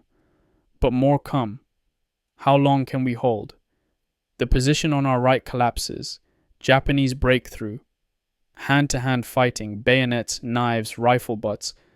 Lieutenant Morrison, traverse right. Hit them. From the flank. I swing the gun. Fire into the breakthrough. Marines and Japanese mixed together. Can't tell friend from foe. But the lieutenant's right. We stop the breakthrough. The Japanese pull back. Our guys reform the line. The attack is slowing. Less pressure. Fewer of them coming. Dawn's not far off. They know it. If they're still exposed when the sun comes up, our planes will slaughter them. They're pulling back, fading into the jungle, dragging their wounded, leaving their dead. The firing stops, sudden silence, ringing in my ears. We held. Holy God, we held. Earl's getting bandaged by a corpsman. Through and through in the cough, he'll live. Might even keep the leg if it doesn't get infected. Tommy's exhausted, leaning on the gun, breathing hard, covered in sweat and gun oil and coral dust. Jackson staring at the bodies, so many bodies, piled in front of our position. In the wire, on the slope. We killed them, we did that. That machine gun and us. I should feel something. Pride maybe. We did our job, held the line, stopped the enemy. But I just feel empty, numb. Like I used up all my emotions and there's nothing left. The lieutenant's doing a count, checking casualties. We lost 15 men from B Company. Another 20 wounded, including a Earl. But we held. The ridge didn't fall. Henderson Field is safe. For now. The sun's coming up. I can see the battlefield clearly now. It's worse than I imagined. Worse than Tenaru even. Japanese dead everywhere. Hundreds, maybe? They threw themselves at us. Died in waves. For what? An airfield? A chunk of coral and jungle. Strategic importance, empire, glory. All those young men dead for words, for ideas, for orders from men safe in Tokyo. Our young men dead too, for the same reasons, freedom, democracy, duty. Does it matter? The words? When you're bleeding out on a ridge in the dark, do you care why? Red's lighter, still in my pocket, survived another night. I click it open, look at the flame, small, steady, reliable, like Red was, steady, reliable, gone. We're still here, Red, still fighting, still surveying. But for how long? How many more attacks can we stop? How many more nights like this can we endure? I don't know. Don't think about it. Can't think about it. Just be here, now, alive, with my brothers. Earl's being carried to sick bay. He gives me a thumbs up. Tough bastard, he'll be back. Tommy's cleaning the machine gun. Jackson's helping. Learning. Good. We'll need to resupply ammunition, clean weapons thoroughly, eat something, rest if possible. Then tonight maybe they come again. And we do it all over, one day at a time, one night at a time, Semper Fi, Red. We're holding the line, just like you taught us. September 15th, 1942, 1600 hours. Henderson Field perimeter. The battle is over. Bloody Ridge. They're calling it that officially now, though some guys call it Edson's Ridge after the lieutenant colonel who led the defense. 2 nights of hell. September 12th and 13th. Wave after wave of Japanese attackers, trying to break through, trying to overrun the airfield. We stopped them. The cost. Jesus Christ, the cost. The Raiders lost 40% of their strength. Killed, wounded, missing. The parachute battalion nearly as bad. B Company. We're down to maybe 60% effectives. The rest are dead, wounded, sick, gone. Earl's in the field hospital, infection in his leg wound. They're fighting it with sulfur drugs. Might have to amputate if it doesn't respond. Please God, don't let them take his leg. Earl's a runner. Played football in high school. He can't lose his leg. But better his leg than his life. I haven't slept in 3 days. Every time I close my eyes, I see them coming. Shadows with rifles, screaming, dying. More behind them. Always more. I'm hallucinating, seeing things that aren't there, hearing voices.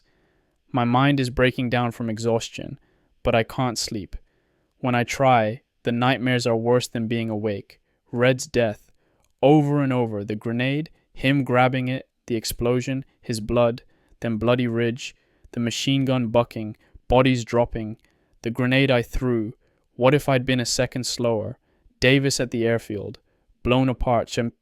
Chen and Rodriguez, direct hit from naval gunfire. The names pile up, the faces, they're with me always now. Ghosts. I'm 19 years old, and I've killed hundreds of men. Hundreds.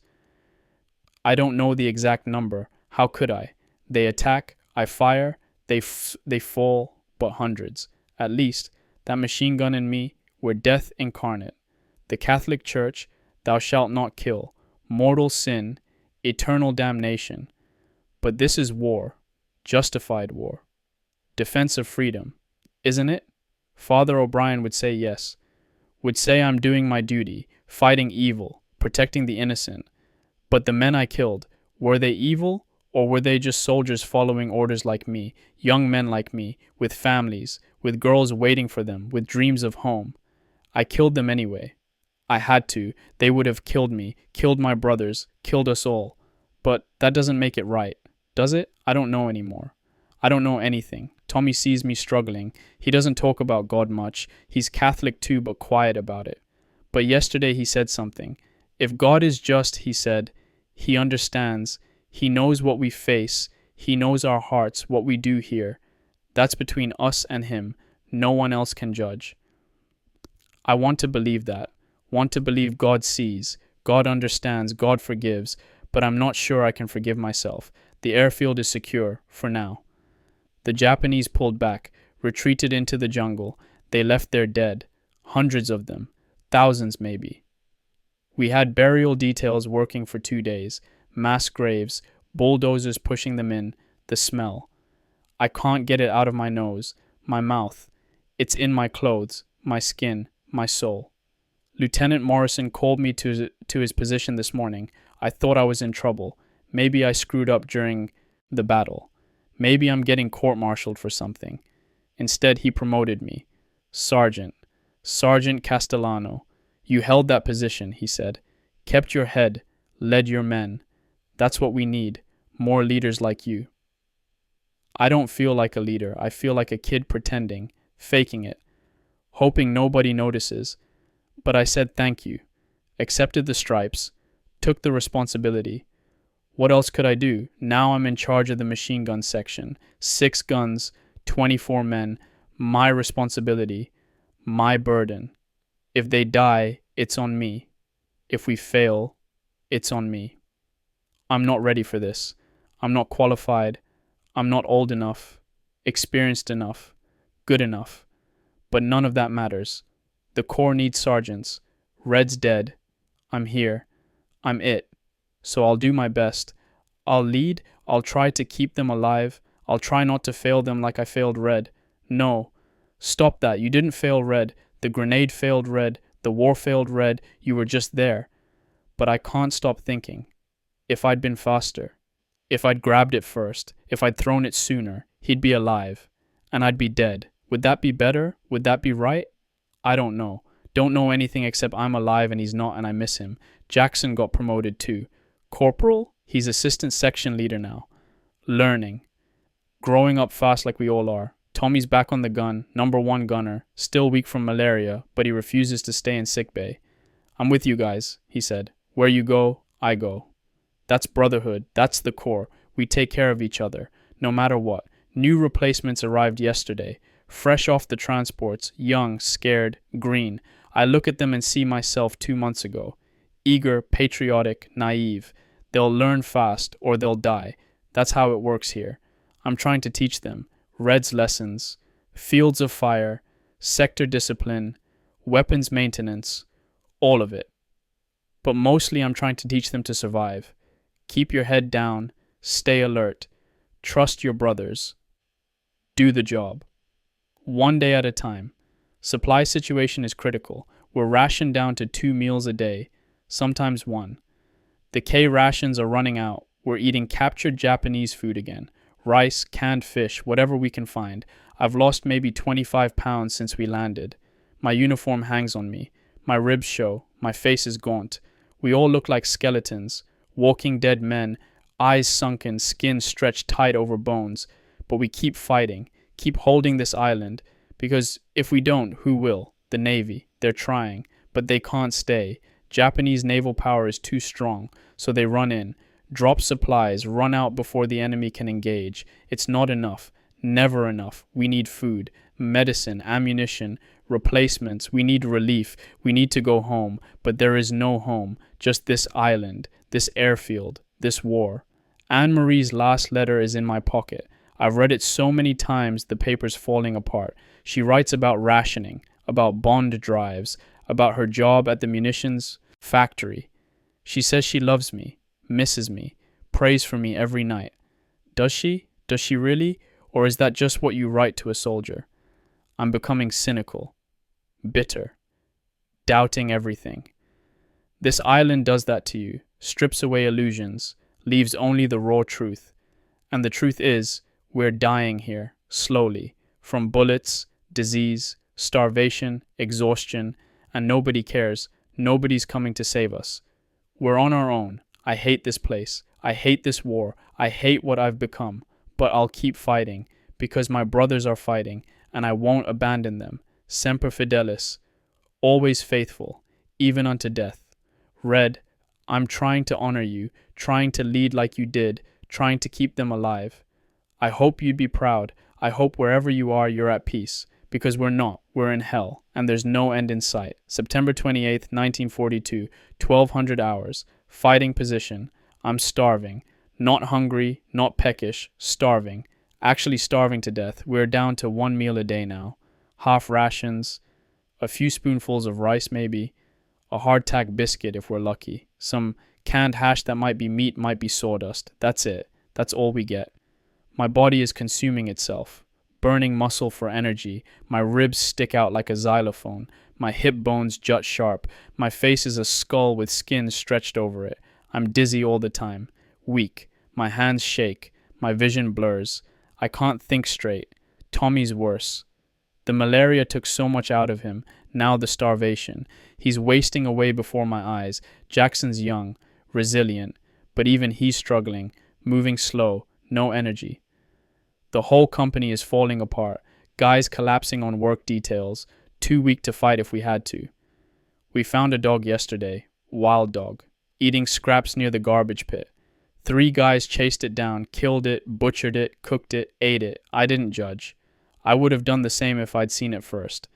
We're past the point of being particular about food, anything with calories, anything that'll keep us alive one more day. Some guys are eating grubs, beetles, whatever they can find crawling in the jungle. The dysentery is rampant. Almost everyone has it. Constant diarrhea, painful, debilitating. You're starving, but what little you eat, you shit out within hours. Your body can't absorb it, can't process it. It's a death spiral. Eat, shit, get weaker, eat less, shit more, get weaker still. How long before we're too weak to fight, too weak to hold the line? The Japanese are suffering too. Intelligence says they're starving. Their supply lines are as bad as ours, maybe worse, but that doesn't help us. I think about food constantly, obsessively. Can't help it. Mom's Sunday gravy, simmering all day, sausage and meatballs, served over pasta with fresh bread, Parmesan cheese grated on top, Uncle Sal's hoagies, Italian cold cuts, provolone, lettuce, tomato, oil and vinegar, on a fresh roll from D'Angelo's bakery, soft pretzels from the street, vendors, hot, salty, with mustard, cheesesteak from Pat's, chopped steak on the grill, onions, cheese whiz, perfect. My mouth is watering, my stomach is cramping. The pain of wanting, of needing. I'd give anything for a real meal, anything. There's talk of cannibalism. Not us, the Japanese. They're so desperate they're eating their own dead. I don't know if it's true, probably propaganda, but I believe it, because I understand it. When you're starving, when you're dying, morality becomes abstract. Survival is the only thing that matters. I haven't gotten there yet. Haven't considered eating the dead, but ask me in another week, another month. Who knows what I'd do? The vitamin deficiency is showing. Scurvy maybe, or pellagra. My gums are bleeding. My teeth feel loose. I've got sores that won't heal.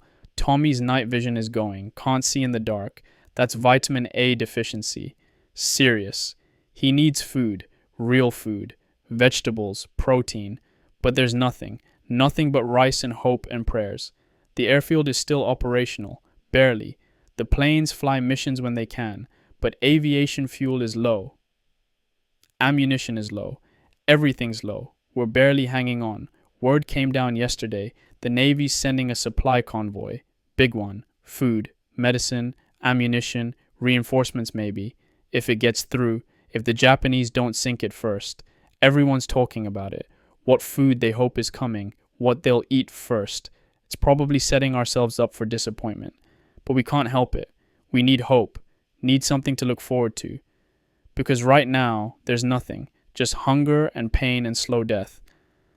I caught myself today. Stood up too fast. Blacked out. Fell down. Tommy helped me up. His hands are skeletal. Bones and skin. No muscle left. You okay, Sergeant? Yeah, just dizzy. He nodded. Didn't say what we both know. We're dying. All of us. Slowly wasting away. Maybe the Japanese don't need to attack. Maybe they just wait. Let starvation do their job for them. The fantasies are getting weird. Vivid. I'll be awake, but seeing things. Smelling things. Yesterday I smelled Mom's kitchen. So real. So clear. Tomato sauce. Basil. Garlic bread. I could taste it. Feel it in my mouth. The warmth. the richness. Then I opened my eyes and I was in a foxhole on Guadalcanal, eating a handful of wormy rice. The crash back to reality. It's crushing. Some guys are giving up, just lying down, refusing to eat, refusing to fight. They're dying, wasting away, staring at nothing. What do you say to them? Get up, keep fighting. For what? For this? For starvation and death? I try anyway. Orders, encouragement, threats. Nothing works. They're already dead. Bodies just haven't figured it out yet. I won't let that be me. I won't give up. I'll fight till my body physically can't anymore. Then I'll keep fighting. Crawling if I have to. For Red. For the guys still here. For Anne-Marie waiting at home. For something.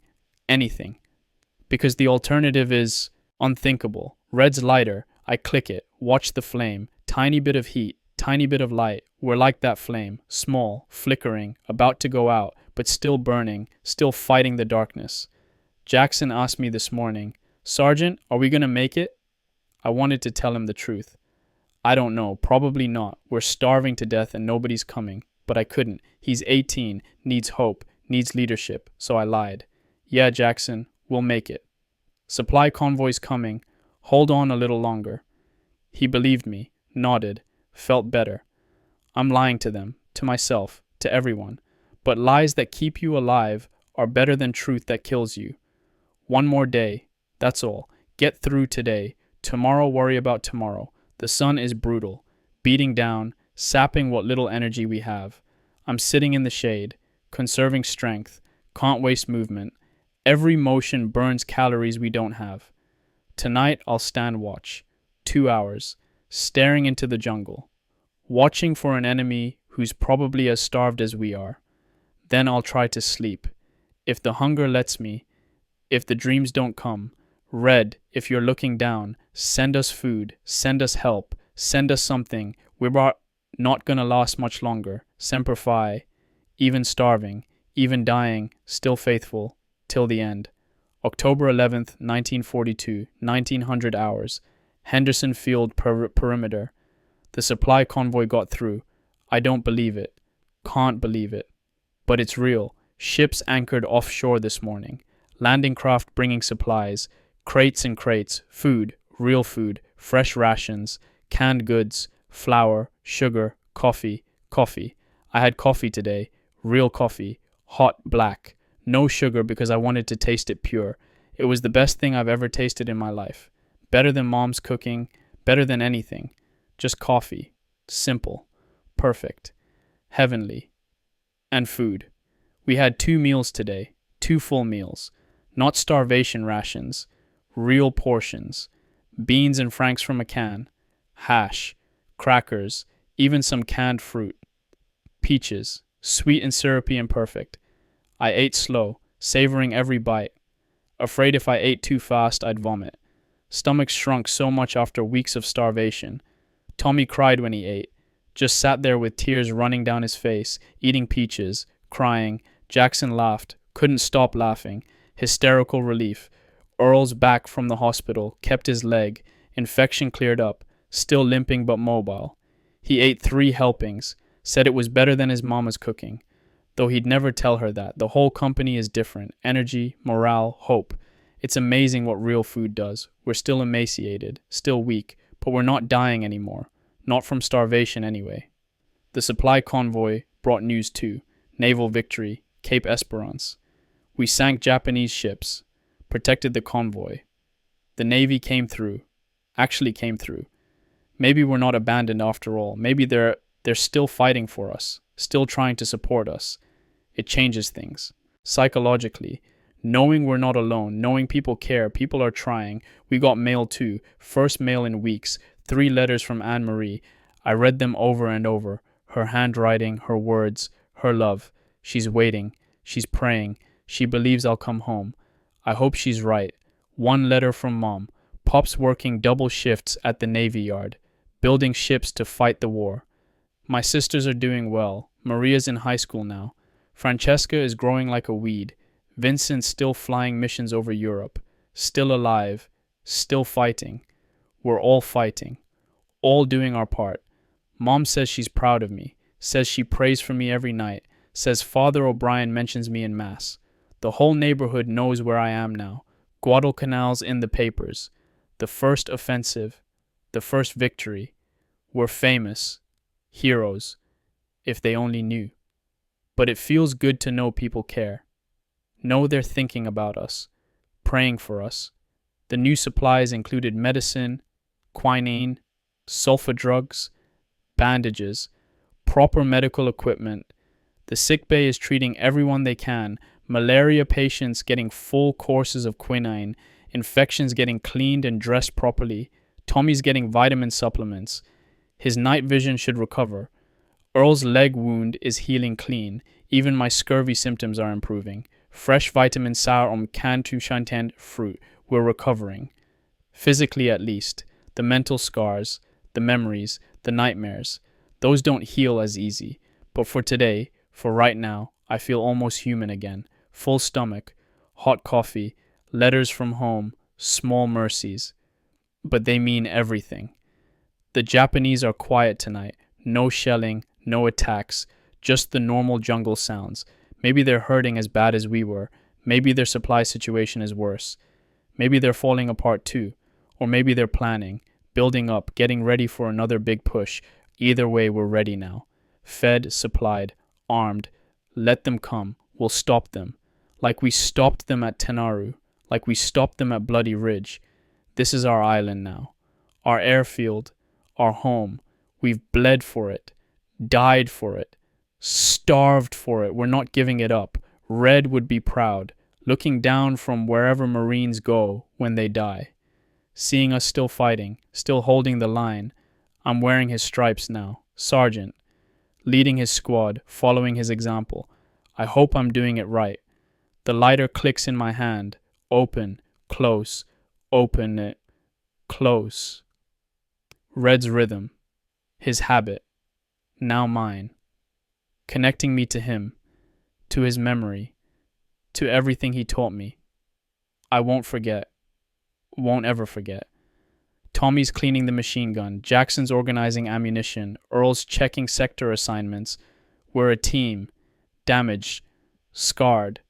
But functional. We've survived August. Survived September. Made it to October. 2 months on this island. Feels like 2 years. Feels like forever.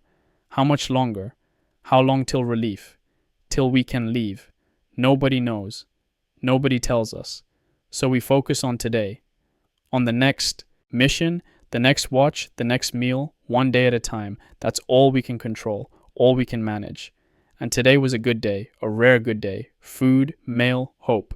I'll take it. Semper Fi. October 23rd, 1942, 2100 hours. Mataniku River defensive positions. Here we go again. They're coming. The Japanese, big offensive, coordinated attack, multiple divisions, thousands of troops. Intelligence has been tracking them for days, spotting movements, hearing radio chatter, watching the build-up. Now it's happening. Artillery started 2 hours ago. Not naval guns this time, ground artillery. Big guns. Pistol Pete, we call him. Some Japanese howitzer hidden in the jungle, lobbing shells at us. The explosions walk across our positions, methodical, deliberate, softening us up. We're dug in along the Matanika River, B Company with the 3rd Battalion, 5th Marines, defensive line facing west. The river's our barrier, steep banks, thick jungle on the far side, good defensive terrain, but the Japanese are massing, probing our lines, testing for weak points. They'll attack soon, tonight maybe, tomorrow definitely. I can feel it. That tightness in my chest, that cold sweat, the fear creeping back. We've been here before. Tenaru. Bloody Ridge. We know what's coming. The difference is this time they've got artillery. Heavy weapons. Coordination between units. This isn't a banzai charge. This is a real offensive. Combined arms. Tactical sophistication. We're in for a fight. The machine gun is positioned perfectly. Overlapping fields of fire with the next position. Registered targets. Range cards updated. Ammunition stacked and ready. We've done everything we can to prepare. Now we wait. Waiting is the worst part. Knowing it's coming, unable to stop it, just sitting here while the fear builds. Tommy's quiet, focused, checking the gun for the 10th time, making sure everything's perfect.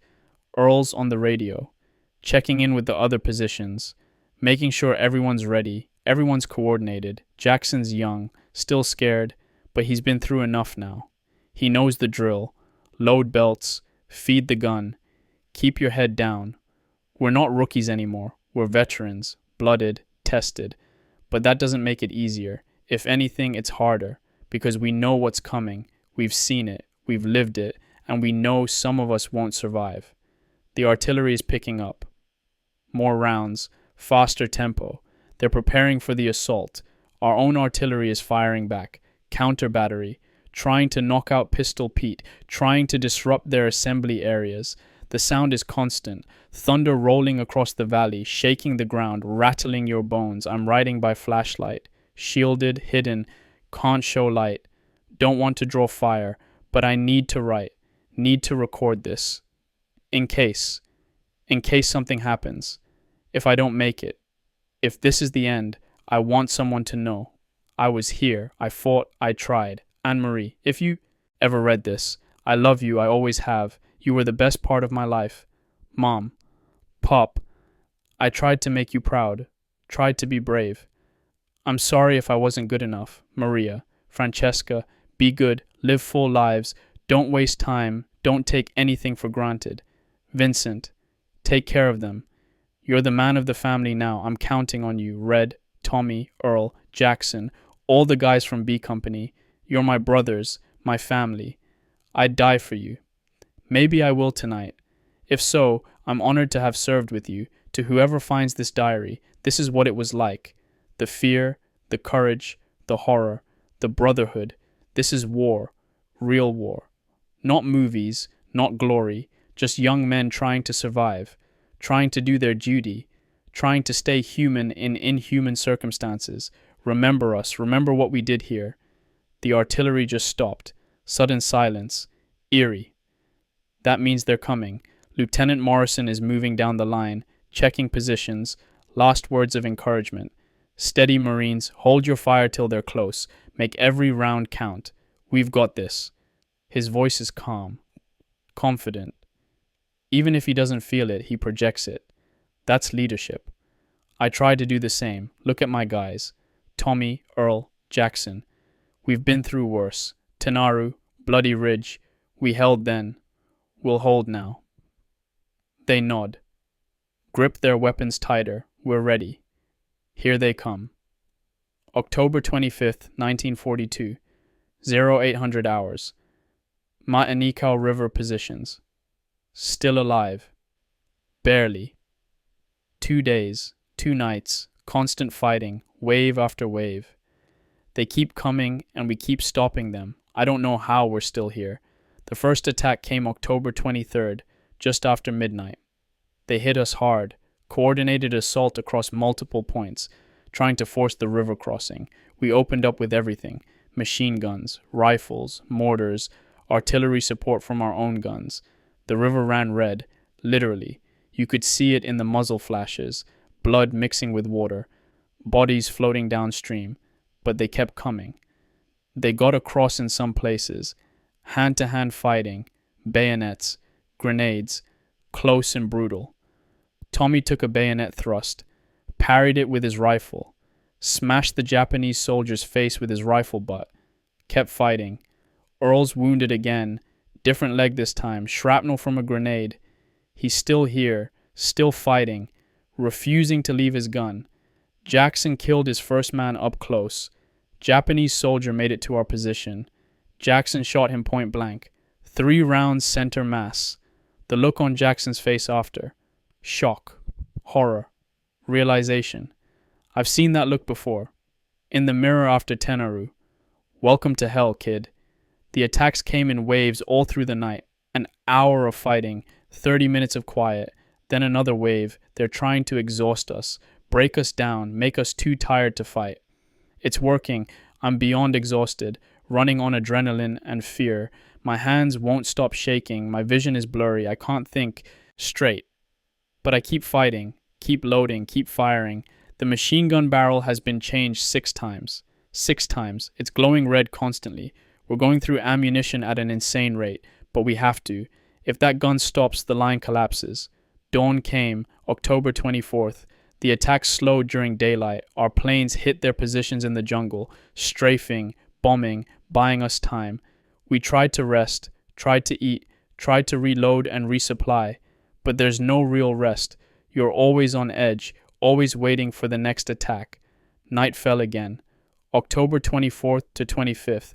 They came again. This time they tried to flank us, sneaking through the jungle, trying to get behind our positions. 3rd Battalion stopped them. Fighting in the jungle. Close quarters. Confused. Chaotic. We could hear it. The gunfire, the screaming, not far from our position, but we had to hold the river line. Couldn't leave to help. Had to trust them to handle it. They did. Barely. But they held. The frontal assaults kept coming at our position, smaller now, more desperate. Like they're running out of steam or running out of men. The battlefield is carpeted with bodies, Japanese dead everywhere, piled up, stacked in the river, bloating in the heat, the smell. God, the smell is indescribable. Death and decay and shit and blood.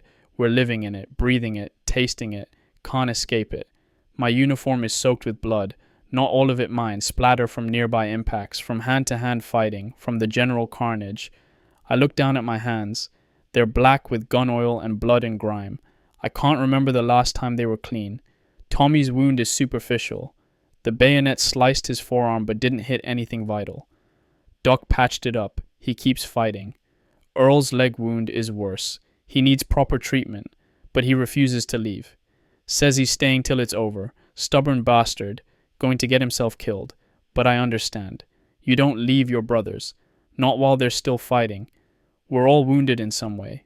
Cuts, bruises, burns from hot metal, shrapnel. But we're still here, still functional, still holding the line. The sun is up now. October 25th. Morning. The attacks have stopped for now. Are they done? Are they pulling back? Or just regrouping for another try? We don't know. Can't know. Just wait and see.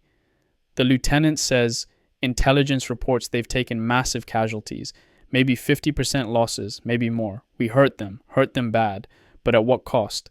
B Company is down to maybe 40% strength. Dead, wounded, missing. The guys who are left were zombies.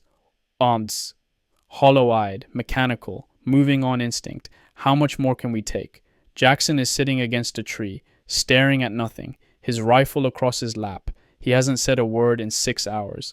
Tommy's methodically cleaning the machine gun. Same motions over and over. Like a ritual. Like prayer. Earl's leg is propped up. Bandage soaked. Through with blood. He needs surgery probably. But there's no time, no resources. And me, I'm writing this. Trying to process. Trying to understand. We're winning. That's what they tell us. We're holding the line. Stopping their offensive. Protecting Henderson Field. But it doesn't feel like winning. It feels like dying slowly. One fight at a time. One casualty at a time. Red's lighter is in my hand. Still clicking. Open. Close. Open. Close. Red, we're still here. Still fighting. Still holding. But I don't know how much longer we can do this. We're not superhuman. We're not invincible. We're just men. Young men. Scared. Tired. Broken. But we keep going. Because stopping means dying. And we're not ready to die yet. The jungle is quiet now. Just normal sounds. Birds. Insects. Wind in the trees. It's almost peaceful. If you don't look at the battlefield. If you don't smell the death. If you don't see the bodies. I wonder what they're thinking. The Japanese soldiers still alive in the jungle. Are they as tired as us? As scared? As broken? Probably. War doesn't discriminate. It destroys everyone equally. Enemy or friend. We're all just meat for the grinder. I need to check ammunition levels. Need to redistribute what we have left. Need to prepare for the next attack. Because there will be a next attack. There always is.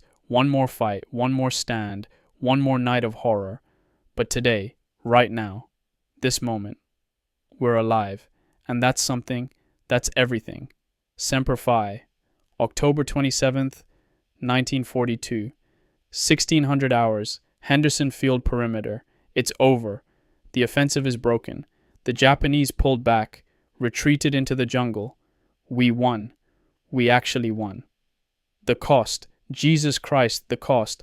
I walked the battlefield this morning. Had to see it. Had to understand what we did. Bodies everywhere. Hundreds of Japanese dead, maybe thousands. Impossible to count. They're piled up, tangled in the wire, floating in the river, scattered through the jungle. The smell, it's beyond description, sweet rot. Copper blood, human waste. Death. We're burying them now, mass graves again, bulldozers. The same machinery that fills bomb craters now pushes bodies into pits. I threw up. Couldn't help it. The sight, the smell, the reality of what we did. We killed all these men. The machine gun and me and my squad. We did this. They were trying to kill us. I know that. Understand that. They would have overrun us. Killed us all. Taken the airfield. We had to stop them. But that doesn't make it easier. Looking at their faces. Young men, some barely older than Jackson, dead because they charged a machine gun, because someone ordered them to, some general safe in Rabul, some admiral in Tokyo. Men who'll never see this battlefield, never smell this death, never carry this weight. They gave orders. We executed them.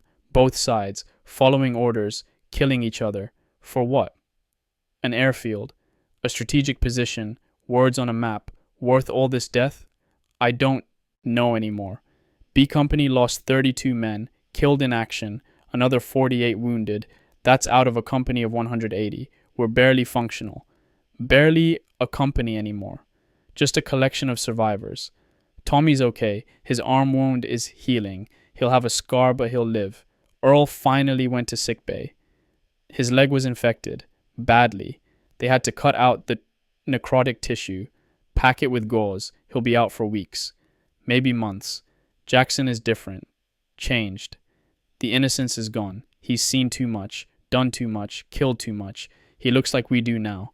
1,000-yard stare. Hollowed out. Old. He's 18 years old and he looks 40. We all do. The mirror doesn't lie. I looked at myself this morning, gaunt, skeletal, eyes sunken, skin stretched tight, haunted. That's not me. That's not Jimmy Castellano from South Philly. That's someone else. Something else. Like war changes you, transforms you, turns you into something you don't recognize. Can I go back? Can I ever be the person I was before? Before Tenaru? Before Bloody Ridge? Before this? I don't think so. That Jimmy is dead, killed somewhere between the landing and now, buried with Red and Davis and all the others. This person, this sergeant, this killer, this is who I am now. Anne-Marie won't recognize me. Mom won't recognize me. I don't recognize myself, but this is what the war made, what it needed, what it demanded. So I'll be this person, this soldier, this Marine, because there's no going back, only forward, into whatever comes next. The Japanese casualties are estimated at 3,000. 3,000 dead, maybe more wounded, disabled, dying in the jungle. We broke them, shattered their offensive, held the line. Henderson Field is secure. For now. Maybe for good. The tide is turning. That's what the officers say. This was their last major push. After this, they're on the defensive. We're winning the campaign, winning the island, winning the war. But the guys who died, they're still dead. The guys who are broken, still broken. Victory doesn't bring them back, doesn't heal the wounds, doesn't erase the memories. It's just words. Victory, success, mission accomplished. Cold comfort for the cost. Red's lighter is warm in my hand. I've been clicking it for an hour, staring at the flame, thinking about him. He'd be proud, probably. We held. We won. We did what Marines do, but he'd also understand the weight, the grief, the guilt. Why did he die and I live? Why Davis? Why Chen and Rodriguez and all the others? Random. arbitrary. No rhyme or reason, just the chaos of combat, the lottery of death. You can do everything right and still die. You can do everything wrong and still survive. There's no justice in it, no fairness, just luck, good or bad. I got good luck. So far. Made it through 4 major battles. Countless small actions. 2 months of hell. I'm still here. Why? No answer, no reason, just the fact of it. I'm alive. They're dead, that's all. The new replacements arrived yesterday. Fresh troops, reinforcements, young faces, eager, scared, green. I look at them and see ghosts, dead men walking. Don't know it yet, but they will. This island will take some of them. Disease, combat, accidents. The jungle doesn't care. We'll train them, teach them, try to keep them alive. But some will die anyway. That's just how it is. I'm too tired to care anymore. Too numb. Too broken. Just going through the motions, doing the job, surviving one more day. Tommy sits next to me. Doesn't say anything. Just sits. Shares the silence. After a while he speaks. We made it, Jimmy. We're still here. Yeah. Red would be proud. Maybe. You did good, led the squad, kept us alive. That's all we can do. I nod. Can't speak. Throat's too tight. He pats my shoulder, stands up, walks away. Good man, good Marine, good brother. We're all brothers now, bound by blood and fire and shared horror. Family forged in combat, stronger than birth, deeper than friendship. We'll carry this forever. Carry each other. Carry the dead. No choice. No escape. This is who we are now. Marines, warriors, survivors, ghosts, semper fi, always faithful. To the core, to each other, to the mission, till death, and beyond. November 15th, 1942, 2100 hours, field hospital. I'm burning up. Malaria finally got me. Despite the quinine, despite the precautions, despite everything. The fever hit yesterday morning, chills, sweats, headache, like my skull's splitting open. I tried to fight it, stay on duty, can't leave the squad undermanned, but around noon I collapsed. Just folded up, unconscious, woke up here, field hospital, cot, IV in my arm. Doc Miller standing over me. About time, Sergeant. You've been fighting this for days. Should have come in earlier. Maybe. Probably. But there's always a reason to stay. Always something that needs doing. Now I'm here. Out of the fight. Useless. The fever comes in waves. Hot then cold. Shaking so hard the cot rattles. Then sweating. Soaking the sheets. Then freezing again. My temperature is 104. 105. Dangerous. Potentially fatal if it doesn't break. They're pumping me full of quinine. IV fluids. Trying to cool me down with wet towels. But mostly I just have to ride it out. Let my body fight. Hope I'm strong enough. The hallucinations are vivid. Terrifying. Beautiful. All mixed together. I see Red. He's standing at the foot of my cot, smiling. Whole. Undamaged. You're doing fine, kid. Keep going. Don't give up. Then he's gone, and I'm crying, knowing he's not real, knowing he's dead. I see Anne-Marie. She's holding my hand, telling me she loves me, that I'll be okay, that I'm coming home. Her face shifts, melts, becomes something else, something horrible. Then she's gone too. I see the battlefield, bodies, blood, the machine gun firing endlessly, tracer rounds arcing into the darkness. I'm back there, fighting, loading, firing. Can't stop. Can't escape. Then I'm here again, hot, confused, lost. Time doesn't work right. Minutes feel like hours.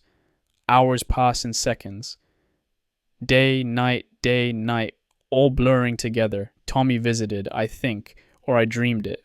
He sat next to the cot, talked about the squad, about how Jackson's doing, about Earl recovering, or maybe I imagined it. Can't tell what's real anymore. The doc says I'm past the worst. Fever's starting to break. I'll live. But I feel like I'm dying. Everything hurts. My bones ache. My skin hurts. My eyes hurt. Just breathing is exhausting. Is this how Tommy felt when he had malaria? This helpless, this broken? How did he come back to duty? How did he keep fighting? I don't know if I can. Don't know if I have it in me anymore. I'm so tired. Tired of fighting. Tired of surviving. Tired of watching people die. Tired of being scared. Tired of being strong. Tired of pretending I can do this. Maybe I should just let go. Just stop fighting. Let the fever take me. It would be easier. Peaceful. No more war. No more death. No more carrying this weight. Red's voice again. In my head or out there. Can't tell. Don't you dare, kid. Don't you quit on me. You're a Marine. Marines don't quit. I'm not strong enough, Red. I'm not you. I'm just a kid from Philly who's in over his head. Bullshit. You're a sergeant. You're a leader. Your guys need you. Don't abandon them. They'll be fine without me. Tommy can lead. Jackson's learning. They don't need me. They need you, and you need them. Don't give up. Fight. I don't want to fight anymore. Tough. You don't get a choice. Now get better and get back to your squad. That's an order. The hallucination fades. I'm alone again. Just me and the fever and the pain. But something shifted. Some spark. Some stubborn refusal to quit. Red's right. Damn him. He's right. I'm not done yet. Not ready to die. Not ready to give up. My guys need me. Tommy.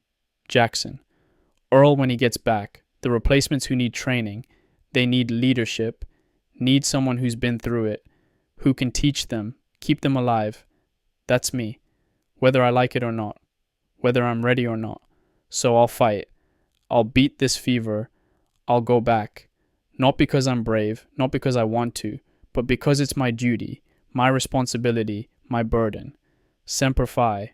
Always faithful, even when you're broken, even when you're dying, even when you've got nothing left. You stay faithful to your brothers, to the core, to yourself. That's all there is, all that matters. The fever is breaking. I can feel it. The chills are less intense. The sweats are less frequent. I'm going to live, for better or worse. I'm going to survive this. And when I do, when I'm strong enough, I'll go back to my squad, back to the fighting, back to the war, back to hell. Because that's where I belong. That's who I am now. A Marine, a warrior, a survivor. Red would be proud. I hope. November 28th, 1942, 1400 hours. Henderson Field. Perimeter. I'm back. Released from hospital 3 days ago. Still weak but functional. The malaria's in my blood now. It'll come back. That's what Doc says. Recurring. But I can fight it. And I can fight the Japs. The squad looks good. Tommy's been leading in my absence. He's done well. Kept everyone sharp. Maintained discipline. Trained the replacements. I'm proud of him. Should have been promoted himself. I told the lieutenant. Maybe it'll happen. Jackson's a solid corporal now. Confident, capable, no longer the scared kid who landed in August. We've all changed, aged years and months, but we're still here, still functioning. Earl's back too, just returned yesterday. His leg is scarred but healed. He can walk, can run if he has to, can fight. The four of us together again. What's left of Red's original fire team, minus Red, always minus Red, but we're carrying on, doing what he taught us, honoring his memory with our actions. The island is different now, quieter. The Japanese are still here, but they're not attacking, not like before. They're on the defensive, dug in, holding positions, but not pushing. We patrol, we probe, we skirmish, but no major battles, not since October. It's almost routine now. Stand watch, run patrols, maintain the airfield, wait. The supply situation is better. Regular runs, food, medicine, ammunition. We're not starving anymore, not dying of malaria in massive numbers. We're winning, actually winning. Holding this island, building up strength, preparing for the next phase. But at what cost? I did the math. Since we landed August 7th, 4 months, B Company has had 300% casualties, 3 times our original strength, replaced, killed or wounded, replaced again. Only a handful of originals left. Me, Tommy, Earl, a few others scattered through the company. Everyone else is new, replacements, second wave, third wave, learning from us, trying to survive like we did. It's strange, being a veteran at 19, but that's what I am. 4 months of combat, 4 major battles, countless skirmishes. I've seen more war than most guys see in years, maybe in whole careers. And I'm still here, still breathing, still fighting. Luck, good training, divine intervention. Who knows, just grateful. In a hollow sort of way, grateful to be alive even if I'm broken. Word came down yesterday. We're being relieved. The 1st Marine Division, being pulled off the island, going to Australia. Rest, refit, recovery. The Army's taking over. 14 Corps, fresh troops, better supplied.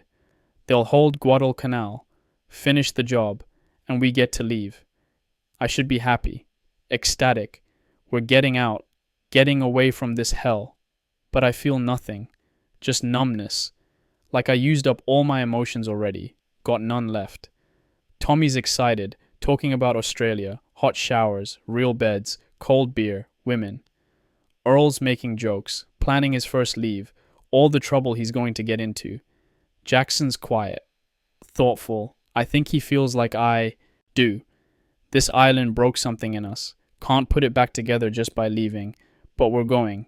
December maybe. Soon. Very soon. 4 months. 123 days. Every single one a lifetime. And now it's almost over. The fighting here anyway.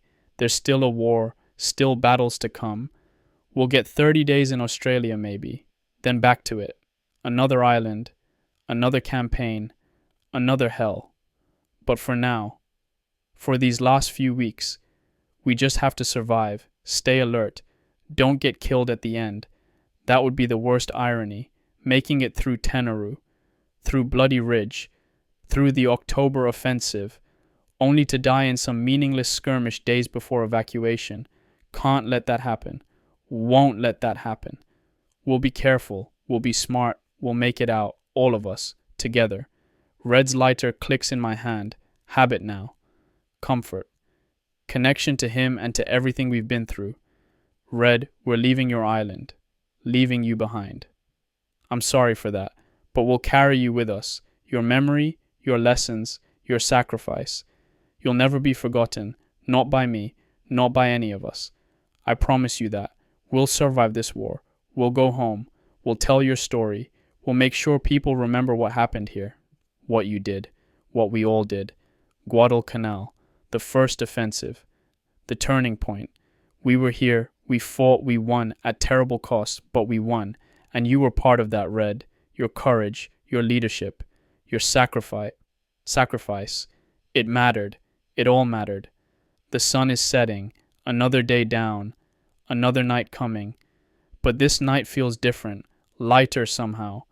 Knowing the end is near. Not the end of the war, but the end of this. This island. This campaign. We're going to make it. We're going to survive. And someday far from now, when this is all over, when we're old men with grandchildren, we'll remember this island, this brotherhood, this war. We'll remember the friends we lost, the battles we fought, the price we paid, and we'll always know, we were Marines on Guadalcanal, and we did our duty. Semper Fi, December 5th, 1942, 1000 hours. Henderson Field Perimeter. The orders are official. We're leaving. Evacuation starts December 9th. 4 more days. Just 4 more days. The anticipation is torture. So close. But still here. Still vulnerable. Still in danger. Guys are getting careless. Excited. Dropping their guard. The lieutenants on everyone constantly. Stay sharp. Stay alert. Don't die now. Good advice. Hard to follow when your mind is already in Australia. Hot showers, clean sheets, food that doesn't taste like metal or mold, cold beer, music, women, civilization. It seems impossible, like a dream, like something that happens to other people but not us. We've been in hell for 4 months. Hell is normal. Hell is home. Can we adjust to anything else? I'm not sure, Part of me is scared to leave, scared of what comes after. Here I know my role. I'm a sergeant, a squad leader, a machine gunner. I know what to do, how to survive, how to function. But back in the world, who am I there? What do I do? How do I relate to people who haven't seen this, haven't lived this? Anne Marie, my family. They won't understand, can't understand. How do I explain this to them? Hi, honey, I'm home. I've killed hundreds of men, watched my friends die, starved and bled and almost died from disease. How was your day? It doesn't work, can't work. There's a gulf now between me and everyone who wasn't here, unbridgeable. They'll try, they'll ask questions, want to know what it was like, but I won't be able to tell them, won't know how, won't want to. Some things can't be spoken, can't be shared, can only be carried. Tommy understands. Earl understands. Jackson understands. We were here together. We lived it together. We'll carry it together. The rest of our lives, this weight, this memory, this bond, nobody else will get it. Nobody else can. That's okay. That's how it has to be. We patrol today. One last mission, scouting the Matanikau area, making sure the Japanese aren't planning anything. Standard stuff. Should be routine. But there's no such thing as routine in combat. Anything can happen. An ambush, a mine, a sniper, bad luck. 4 more days. Please, God, let us survive 4 more days. Red's lighter. Clicking. Open. Close. Superstition maybe. But it's kept me alive so far. Red's watching over us. Keeping us safe. Making sure we get out. At least that's what I tell myself. The truth is, nobody's watching over us. Nobody's protecting us. It's just luck. Random chance, chaos. But believing helps. Gives meaning. Makes it bearable. So I believe. In Red. In luck. In something bigger than myself. Because the alternative. That it's all meaningless. All random.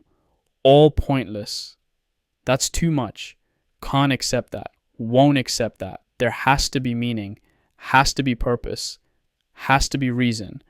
Or else what was it all for? Why did Red die? Why did any of them die? For nothing? Just accident? Just bad luck? No. It has to mean something. It has to matter.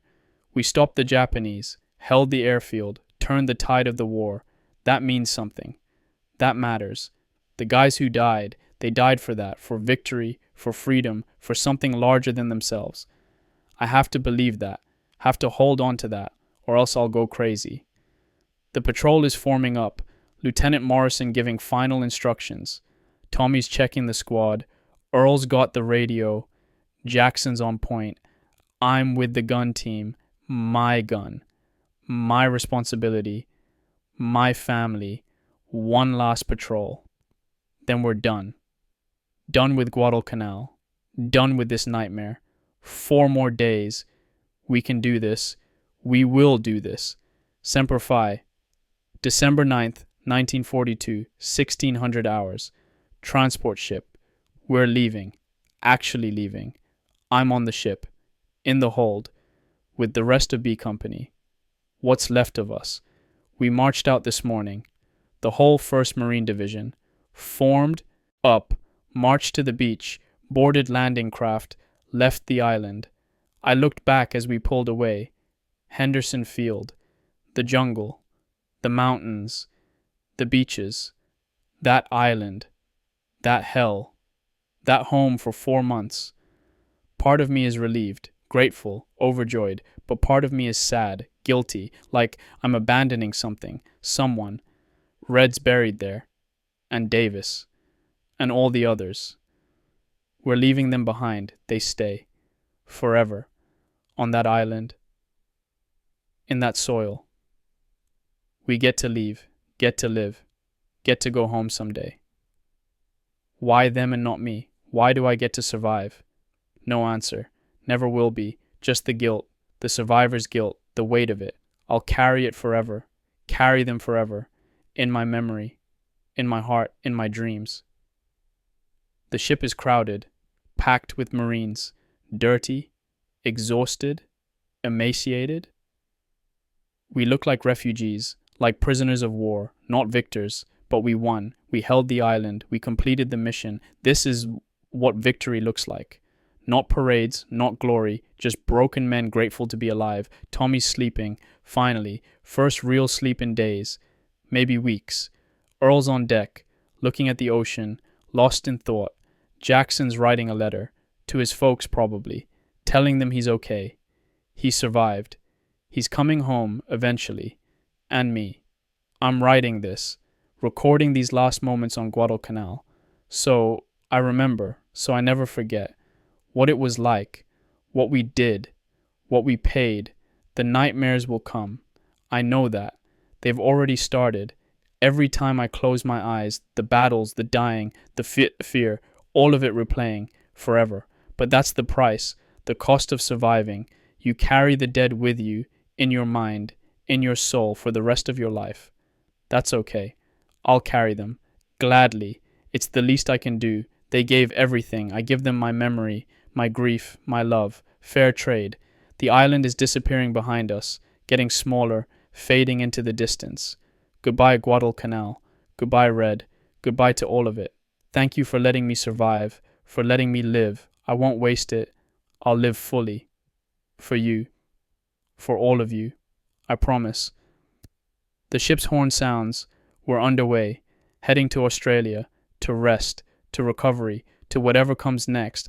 But for now, for this moment, we're safe, we're alive, we're together. That's enough. That's everything. Semper Fi, Marines, we made it.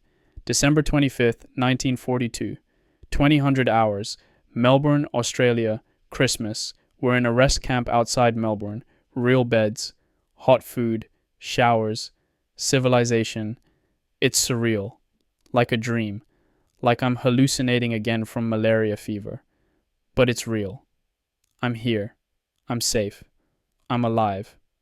Christmas dinner today. The Australians went all out. Turkey, ham, mashed potatoes, vegetables, pie, everything. I ate until I couldn't move. First time I've been full, actually full, since before we landed. The guys were laughing, joking, almost like normal people, almost like before the war, but not quite, never quite. You can see it in their eyes. The 1,000-yard stare, the wariness, the damage. We're all broken in our own ways. Some physical, some mental, some both. Earl's leg still bothers him. Probably always will. He limps, favors it. But he's mobile. That's what matters. Tommy's hearing is damaged. The concussions, the gunfire. He can't hear high frequencies anymore. Ask people to repeat themselves. But he's functional. Jackson looks old. Too old for 18. His eyes, they've seen too much. Know too much. And me. I'm a skeleton. 95 pounds now. Down from 145 when I enlisted. My clothes hang on me. My skin stretches tight over bones, but I'm alive. That's something. That's everything. The Australians have been amazing, welcoming us, taking us into their homes, feeding us, thanking us. They understand. Japanese were coming for them, coming for Australia. We stopped them. At Guadalcanal, turned the tide. They're grateful. It's nice, being appreciated, being recognized, but it's also uncomfortable. They treat us like heroes, but we don't feel like heroes. We feel like survivors, lucky, guilty, damaged. I can't enjoy the peace, can't relax. Keep waiting for the next attack, the next crisis, the next emergency. My body's here, but my mind is still on Guadalcanal. Still fighting, still watching, still waiting. The nightmares are bad. Every night, sometimes multiple times, I wake up screaming, thrashing, covered in sweat. The guys in my bunk room understand. They're having the same nightmares. We don't talk about it much, but we know. Today being Christmas, I tried to be festive, tried to enjoy it. Went to Mass this morning. Catholic service, Australian priest, nice man. He talked about peace, about hope, about God's love. I wanted to believe it, wanted to feel it, but I couldn't. God feels very far away, if he's there at all. After what I've seen, what I've done, how can a just God allow Guadalcanal, allow that much death, that much suffering? The priest would have answers. Theological explanations, free will, original sin, mysterious ways, but they're just words. They don't help, don't heal, Don't bring back the dead. I'm losing my faith. Maybe lost it already. On that island. In that war. Not sure I can get it back. Not sure I want to. After Mass, I walked around Melbourne. Beautiful city, clean, civilized, peaceful. People going about their lives, shopping, talking, laughing, normal. I felt like an alien, a ghost, watching from outside, unable to participate. How do they do it? Live normal lives? Care about normal things? When there's a war on, when people are dying, don't they know? Don't they understand? But they can't know. Can't understand. They haven't seen it, haven't lived it. They're innocent. That's good. That's how it should be. But it makes the gulf wider between them and us, between the world and us. We're apart now, separate, forever changed.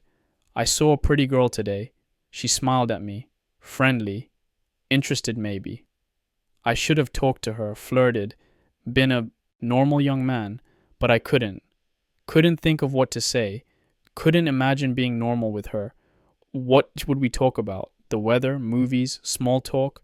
While in my head I'm back on Guadalcanal, firing the machine gun, watching men die, surviving by inches. No. Can't do it. Can't pretend. Can't be normal. Anne-Marie's picture is worn almost through now. I look at it every day, multiple times a day. She seems like a different person, from a different life, a different world. Do I still love her? I think so. I hope so. But I'm different now. She won't recognize me, won't understand me, won't be able to reach me. That's not fair to her. She deserves someone whole, someone undamaged, someone who can love her properly. Not this broken thing I've become. Maybe I should write her, tell her it's over, set her free, let her find someone better. But I can't. Can't let go. She's my anchor, my connection to before, to who I was. Without her, without that hope, what do I have? Just the war, just the core, just the brotherhood. Maybe that's enough, has to be enough. Red's lighter is on the table next to my bed. I look at it, think about him, miss him. What would you say, Red, if you were here, if you could see me now? Probably tell me to stop feeling sorry for myself. Suck it up, move forward, be a Marine. You're right, as always. But it's hard, so damn hard. Tomorrow we get our orders. Where we go next, what operation, what island, what hell. Probably Bougainville or New Georgia. Some other Japanese-held rock in the Pacific. More fighting, more dying, more nightmares. But that's the job. That's what we signed up for. That's who we are now. Marines, warriors, survivors, ghosts. We'll go where they send us. Do what they ask. Fight till it's done. Because that's all we know how to do anymore. That's all we are. Merry Christmas. Peace on earth. Goodwill toward men. Nice words. Beautiful sentiment.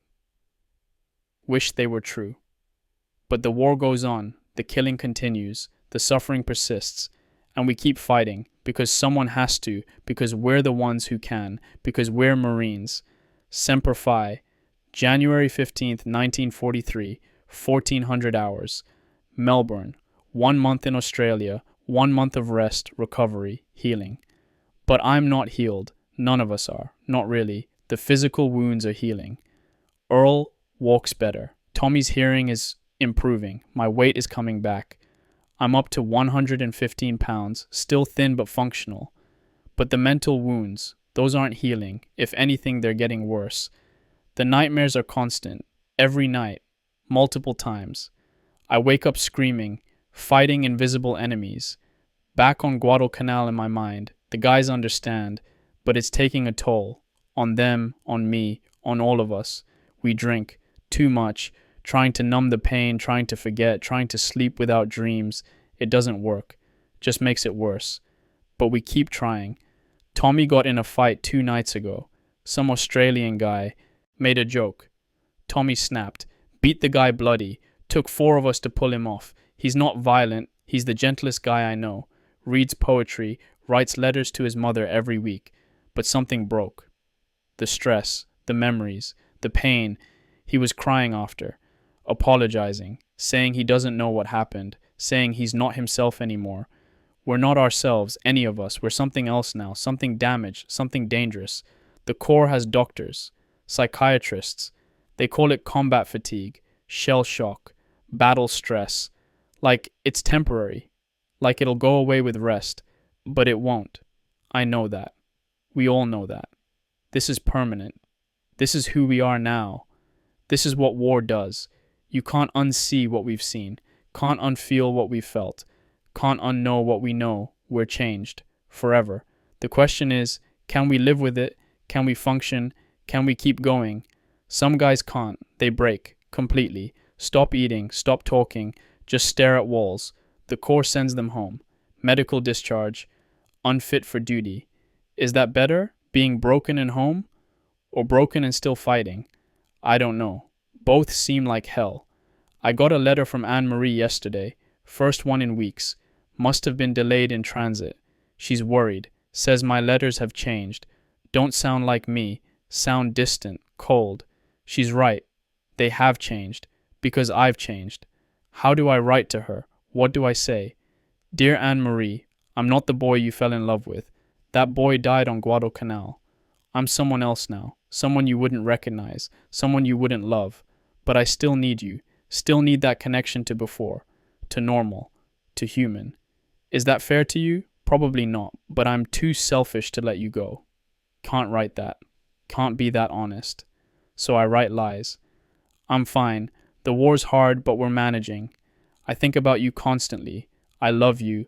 I'll come home someday. We'll get married, have kids, live happily ever after.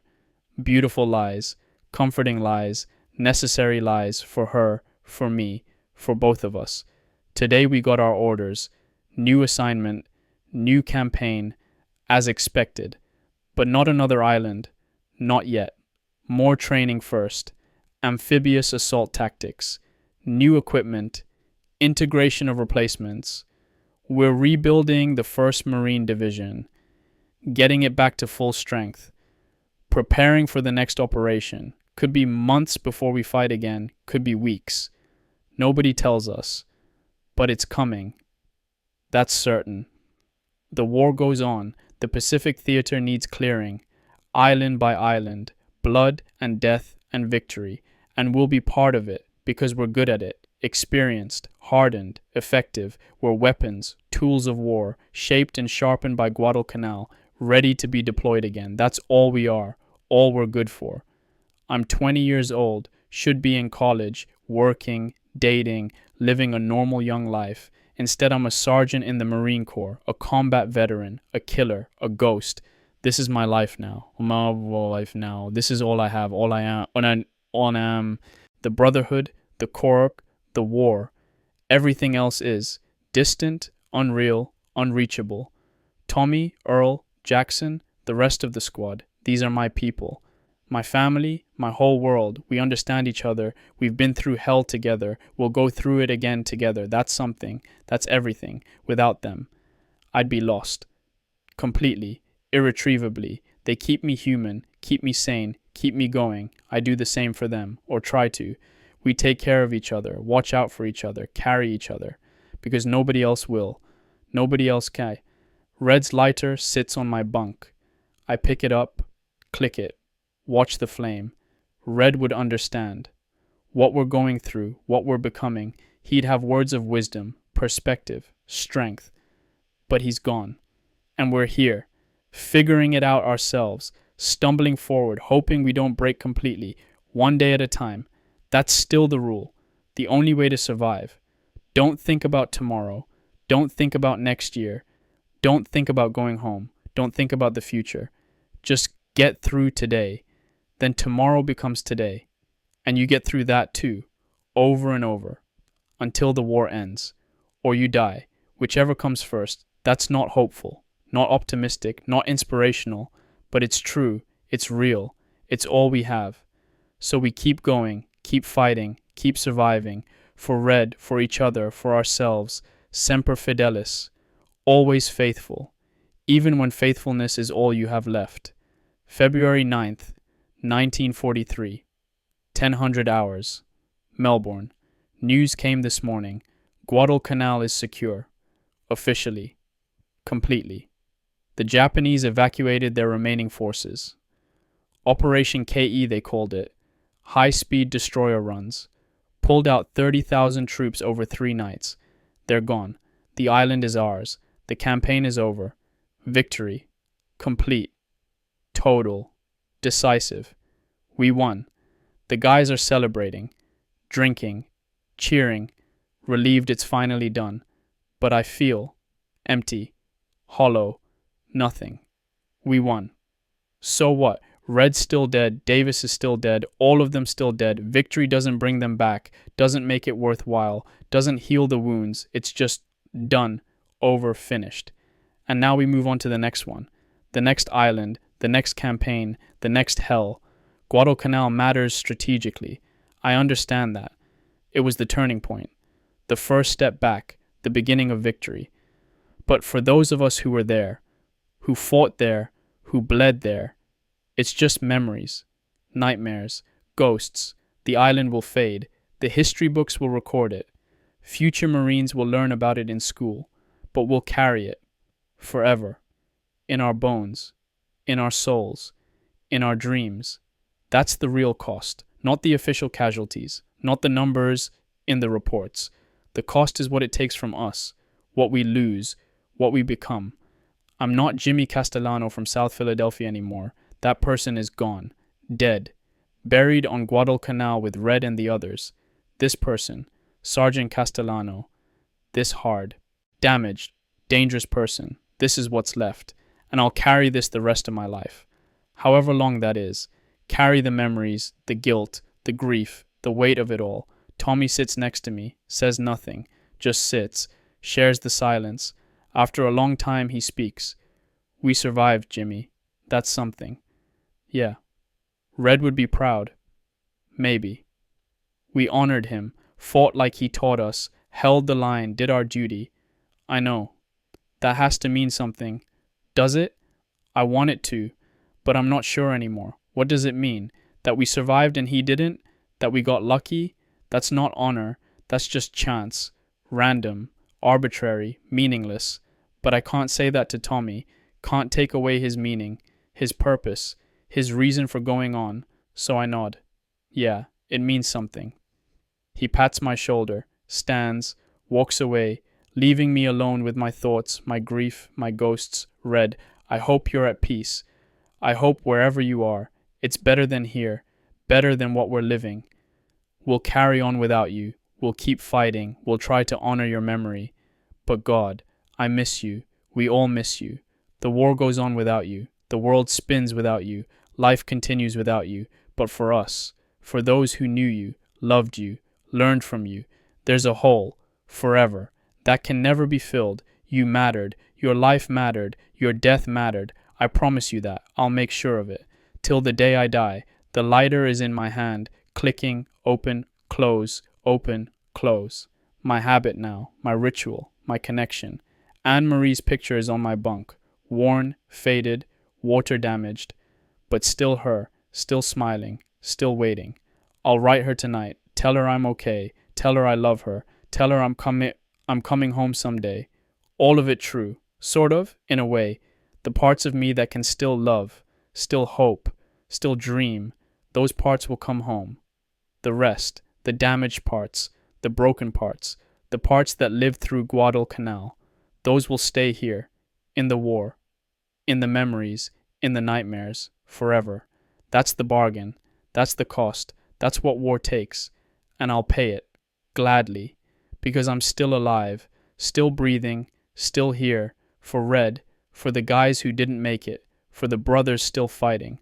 I'll keep going. Keep surviving. Keep carrying this weight. One day at a time. Till the war ends. Or I do. Whichever comes first. Semper Fidelis. Always faithful. To the end. And beyond. Final entry. February 9th, 1943, evening. This is the last entry I'll write about Guadalcanal. The campaign is over. That chapter is closed. We'll move on to new battles, new islands, new horrors. And I'll keep this diary, keep writing, keep recording. But Guadalcanal, that's done now. What did we accomplish? We stopped the Japanese advance, held the first piece of ground they tried to take back, proved they could be beaten. We turned the tide of the war, changed from defense to offense, started the long road to Tokyo. We paid for it with blood, with death, with sacrifice. 1,207 Marines killed, 2,894 wounded, 8,580 from disease and other causes, 12,000 casualties. Out of 15,000 who landed, 80%. Those are the numbers. Cold, clinical, statistical.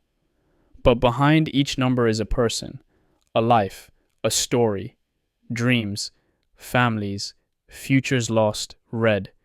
24 years old, from Boston, 4 years in the Corps, wife named Mary, died saving his squad, buried on Guadalcanal.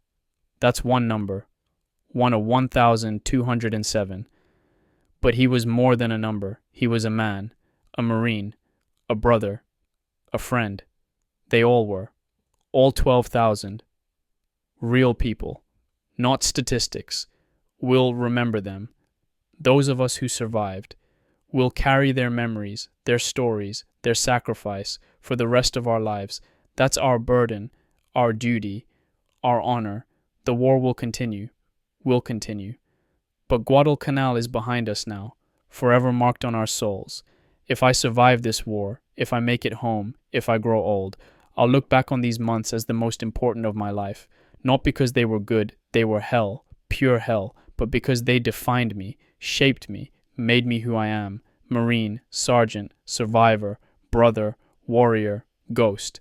I learned what I was capable of, good and bad, courage and cowardice, strength and weakness. I learned about loyalty, about brotherhood, about sacrifice, about love.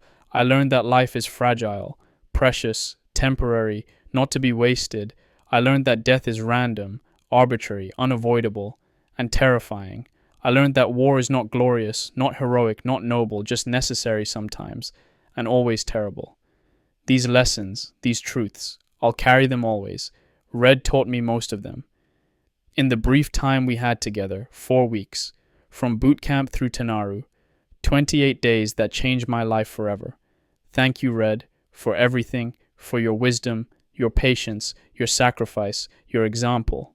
I'll try to be the Marine you were, the man you were, the leader you were. I'll probably fail, but I'll keep trying, for you, for all of you. Tommy, Earl, Jackson, you're my brothers now, my family, more than blood, bound by Guadalcanal, by shared horror, by mutual survival. I love you, I trust you. I'll fight beside you till the end. To anyone who reads this diary someday, if anyone does, understand this: war is not what you think it is, not what the movies show, not what the propaganda says. It's fear, pain, death, grief, suffering, endurance. It's also courage, brotherhood, sacrifice, love, purpose. It's the worst and best of humanity, all mixed together, impossible to separate. The men who fight it are not heroes or villains, just young men, trying to survive, trying to do their duty, trying to stay human in inhuman circumstances. Some succeed, some don't fail. Most are somewhere in between. Remember them, all of them. The ones who came home and the ones who didn't. Honor them, not with parades or statues, but with memory, with gratitude, with understanding. They gave everything, asked for nothing, deserved to be remembered. Guadalcanal. August 7th to February 9th, 1942 to 43. 6 months, 186 days. The campaign is over. The battle is won. The island is ours. But the ghosts remain, in the jungle, in the soil, in our hearts, forever. Red, Davis, Chen, Rodriguez, all the others whose names I don't know, whose stories I'll never hear, rest in peace. You're not forgotten. You'll never be forgotten. Semper Fidelis, always faithful, to the course, to each other, to the mission, to the memory, always, forever, till the last Marine draws his last breath. We remember, we honor, we carry on, for you, for all of you. Semper Fi, end of diary.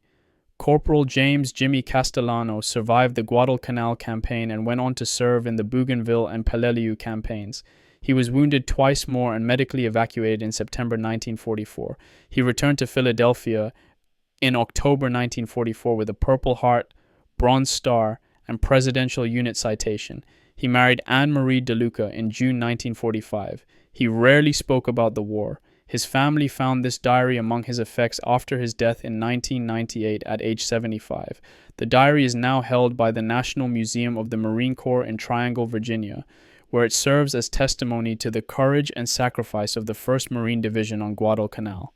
Red McKenna's lighter is displayed alongside it. Lest we forget, Semper Fidelis.